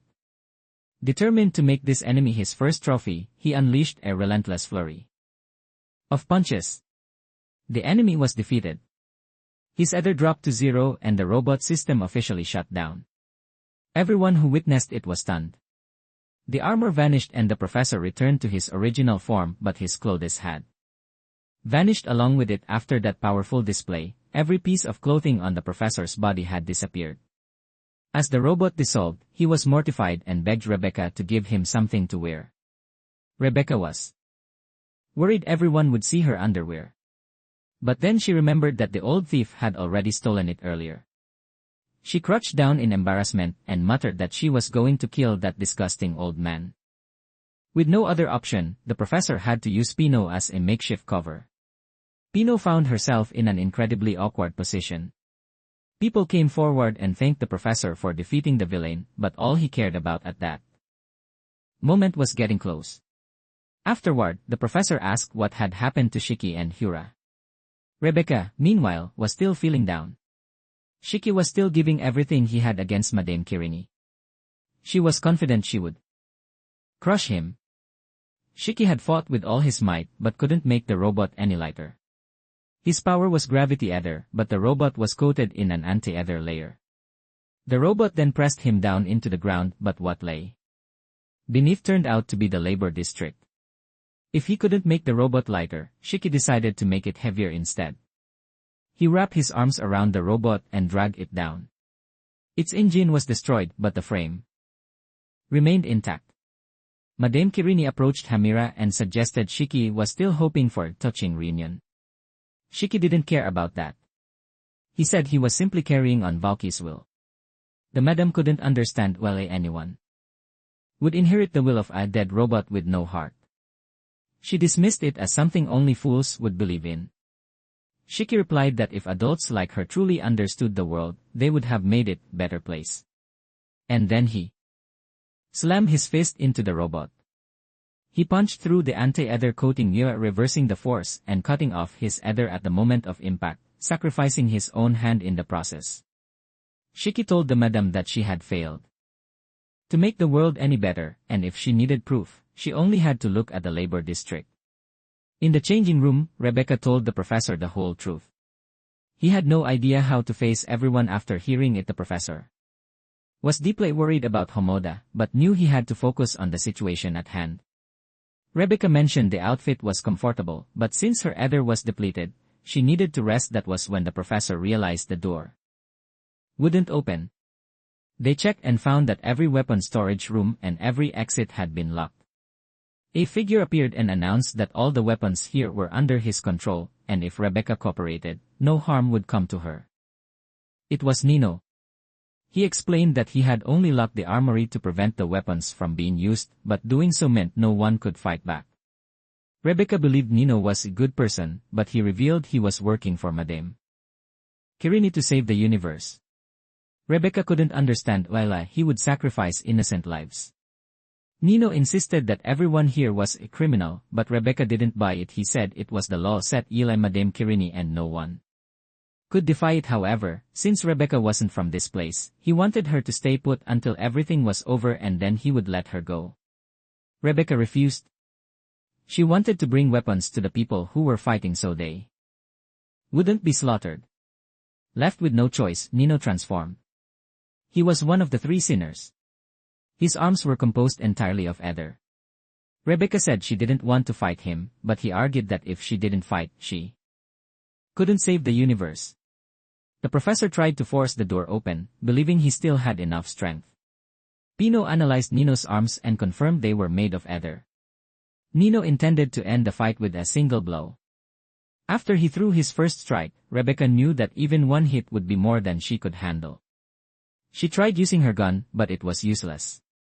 As his other arm closed in on her, something felt strangely familiar, as if she had experienced this before. She recalled the previous battle against an opponent who dominated in both speed and power. Rebecca was knocked down, but then she realized something. At that same moment, Shiki was still locked in combat with Madame Kirini and decided to rip her out of the robot and bring her to Homura. The madam couldn't believe someone would dare use such a method to destroy the Iron Maiden. Rebecca began to understand that Homura and Valkyrie would never be able to meet again, and she had unconsciously created an opportunity for them to share one final moment together. She felt new power awakening within her. An ether mark appeared on her legs as all her ether surged downward. Rebecca rose to her feet. She hadn't been defeated. She had only stepped back. The professor also sensed Rebecca's ether. She didn't know what this power was, but she chose to trust it and press forward. Rebecca then delivered a devastating kick to Nino. She declared that she would save everyone on this planet. The blow connected. Afterward, Rebecca flashed a mischievous grin. Even Nino had to acknowledge that Rebecca was formidable. Rebecca credited it to all the training she had put in. The door was finally opened. Rebecca told the professor that she had awakened her own ether gear, granting her the ability to move at extraordinary speed. She also knew she had only just begun to tap into this power. Someone remarked that a power like hers could potentially destroy everything. In the labor district, the battle raged on. The sounds of combat snapped back to her senses, and she realized she couldn't stay broken forever. She needed to protect her friends, just as Shiki had said. She had to stand up and keep moving forward. But the moment she tried to rise, her entire body went rigid and all her strength was gone. The warden approached and told her she had absorbed a massive amount of paralytic agent from his body. From fast-acting to slow-release compounds, all of it had seeped into her system, and from now on, she would be unable to move. He also expressed surprise upon learning that Homura was Madame Kirini's daughter. He then walked over to Valkyrie's remains and asked about the relationship between Valkyrie and Homura. Seeing this, Homura immediately erupted in fury, forbidding him from laying a hand on her master. He declared that Valkyrie's body was a symbol of rebellion and deserved to be destroyed. Yet at the same time, he admitted that Valkyrie was extraordinary. If given the chance, he wanted to be the one to finish her off himself. Without another word, the warden severed Valkyrie's head right before Homura's eyes, wearing a deranged smile. All he wanted was to see the look of utter despair on Homura's face for his own twisted satisfaction. At that moment, the power within Homona began to awaken. Countless words materialized around her, the pinnacle of her technique. The blades shot toward the warden at blinding speed. He conceded he couldn't underestimate that kind of power, but he still identified its weakness. He bound Homura's hands, causing every sword to freeze in midair. He forced her head down and declared he would personally destroy everything. Homura murmured that it felt as though Valkyrie's swords were guiding her. The warden then noticed that Valkyrie's own sword had vanished. It turned out Homura had conjured all those blades solely to dislodge Valkyrie's sword, and it had flown straight into the warden's heart. Once again, her master had saved Homura. Rebecca and the professor rushed over. They saw that Valkyrie had been beheaded and Homura was bound. Homura realized that she had been saved. Yila her master. Yira Rebecca, Yira Shiki, and Yila everyone. They were the ones who had given her the strength to stand again and keep moving forward. And from now on, she would always be strong because she knew she was never alone. Her friends would always be Yila her side. Homoda had defeated her enemy, and once again, her master had saved her. Shiki was still locked in battle with the Iron Maiden robot. Madame Kirini realized Draen was closing in and decided she had no time to waste on someone like Shiki. She pushed the robot's power to its absolute maximum to prepare for the coming threat. The robot spun around and launched a relentless assault on Shiki. She was merely buying time until she could lock onto him. Then she opened fire, ready to shoot.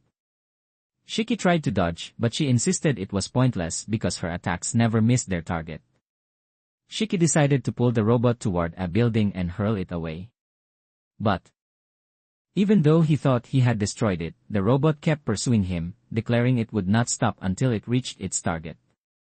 Understanding this, Shiki climbed on top of the robot. The madam scoffed, saying it was useless, because the attack would always track its target, and the Iron Maiden's armor was indestructible. But Shiki wasn't trying to dodge. He harnessed the force of the attack to amplify his own power. Then he channeled all of that kinetic energy into a single punch. The madam couldn't comprehend how Shiki was able to concentrate all his strength into one point. Shiki activated his ability and unleashed the decisive blow, obliterating the robot completely. Madame Kirini couldn't believe someone like Shiki was capable of such a feat. Then Shiki appeared right before her. All the punishment systems also shut down. It turned out Nino had deactivated them for the sake of everyone. Homoda apologized for not joining the fight sooner. Rebecca told her it wasn't her fault. Then Shiki returned and fulfilled his promise to Valkyrie Yue, bringing Madame Kirini before Homira. This was the moment mother and daughter were reunited. The people wanted revenge for Valkyrie and everything Kirini had done. But they chose to let Hamura decide. Since Shiki was the one who had brought Kirini here, and Homodura was both Kai's daughter and Valky's disciple, she had the right to determine Kani's fate. Everyone hoped Hamura would make the right decision, but they would respect whatever she chose. Madame Kirini began begging for mercy, saying Hamura looked just like her when she was young and trying to play the loving mother. She admitted she had made mistakes, but claimed she had always thought of Hamura. Hamura took out the doll she had carried with her since childhood, the only thing connecting her to her mother. But Kirani didn't remember it at all. That proved the bond between them had been severed long ago. Hamura no longer hesitated. She realized that the people who had died because of Kiani must have felt the same despair. She drew her sword but not to kill. When Kirani assumed Hamura would forgive her, Hamura said she had no such intention. She knelt and expressed gratitude for being brought into this world but told Kai she felt nothing for her. The person she needed was not her birth other, but the one who had truly loved her. To Homer, Valkyrie was the one she loved. Though they didn't share the same blood and Valkyrie was only a machine. Valkyrie was her real family. And so Homoda held no anger or pity for Kirini. She simply asked her to leave and never involve herself in her life again. Kirani turned and fled, but was immediately stopped by the people she had once wronged. This was the consequence of everything she had done. Hamura placed the doll beside Valkyrie. She wanted her master to keep it because from now on, Valkyrie was her mother, her family. She thanked Valkyrie for everything and called her mother. Thanks to Shiki and his friends, the people of the labor district were liberated. They began new lives as free people. After the battle with Madame Kirini, Shiki and his crew returned to Eden's Zero. When they told everyone about Valky's death, the mood was heavy with grief. Sister blamed them for not bringing Valky's body back. Omera disagreed because to her, Valkyrie was a symbol of hope for the people there. Sister couldn't accept that. She wanted Valkyrie brought home because this ship was where she truly belonged. Sister believed that if given the chance, she could heal Valkyrie. But then she remembered that all mission data was stored and it might be possible to recreate Valkyrie from that data. However, doing so would mean the result would no longer be the Valkyrie they once knew, which explained that neurotransmitters like dopamine could not be replicated. So even if the data were restored, it would only be memories. Valkyrie would never feel joy the way she once did. Sister still argued it was better than letting her stay dead, but Witch disagreed, saying Valkyrie was already gone. The stored data was meant to repair damage and injuries, not to overcome death. Sister left the final decision to Shiki as the one in charge of the ship. There was much Shiki didn't understand, but he remembered what his grandfather had once taught him. If robots lived like humans, then they could also die like humans, and that was precisely why they cherished life. Though robots didn't have a lifespan like humans, they could still create meaning in their lives. Humans and robots shared the same kind of life, and that was why robots had hearts. Everyone had to accept it. Valky's death was the very proof that she had a heart. Our agreed with Shiki and said they all had to keep moving forward. If someone was needed to replace Valkyrie among the 4 shining stars, she would take that position. She wasn't sure whether a human could become one of the 4 shining stars, but there was no rule against it. Hamura wasn't certain she could replace her master. But if the mission was to carry the ship forward, she believed she could do it. Sister objected, saying that was no longer Valky's duty because that mission had ended 15 years ago. Everything they were doing now was of their own free will. After that, Sister walked away and Witch asked to follow her. Everyone who stayed behind teased Hamura about inheriting Valky's position. But inheriting the name as well would bring too much pressure. So, they considered giving the second Valkyrie different name. None of the suggestions fit, though. Homoda then said that since Valkyrie was no longer here, she would simply be herself. The atmosphere on the ship gradually returned to something warmer. No one noticed the old captain watching them with a pensive gaze. Meanwhile, on Drain's side, his forces discovered that the ship they had been chasing was only a decoy. The real ship had vanished. But Drain said there was no need to worry as he had already predicted their destination, which went to see Sister. She reported that the plan to deceive the enemy warship had succeeded. But their pursuers would figure it out sooner or later. Sister was reminiscing about the days when Valkyrie was still with them. Valkyrie had loved this ship because she could gaze at the stars. Every time Sister was damaged, Valkyrie was the one who repaired her. Sister never imagined that losing a comrade would hurt this much. She had always thought Witch was emotionless because she was always so composed. But now she saw Witch's tears.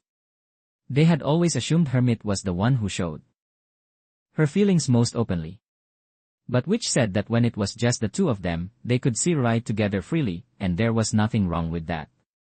And so they held each other and wept.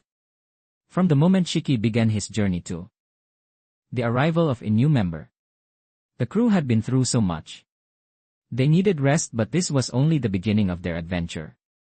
Ahead of them lay confrontation with Drainjo, one of the most powerful figures in the galaxy. The road before Shiki and his friends was still filled with challenges, and what awaited them would be more intense than anything they had faced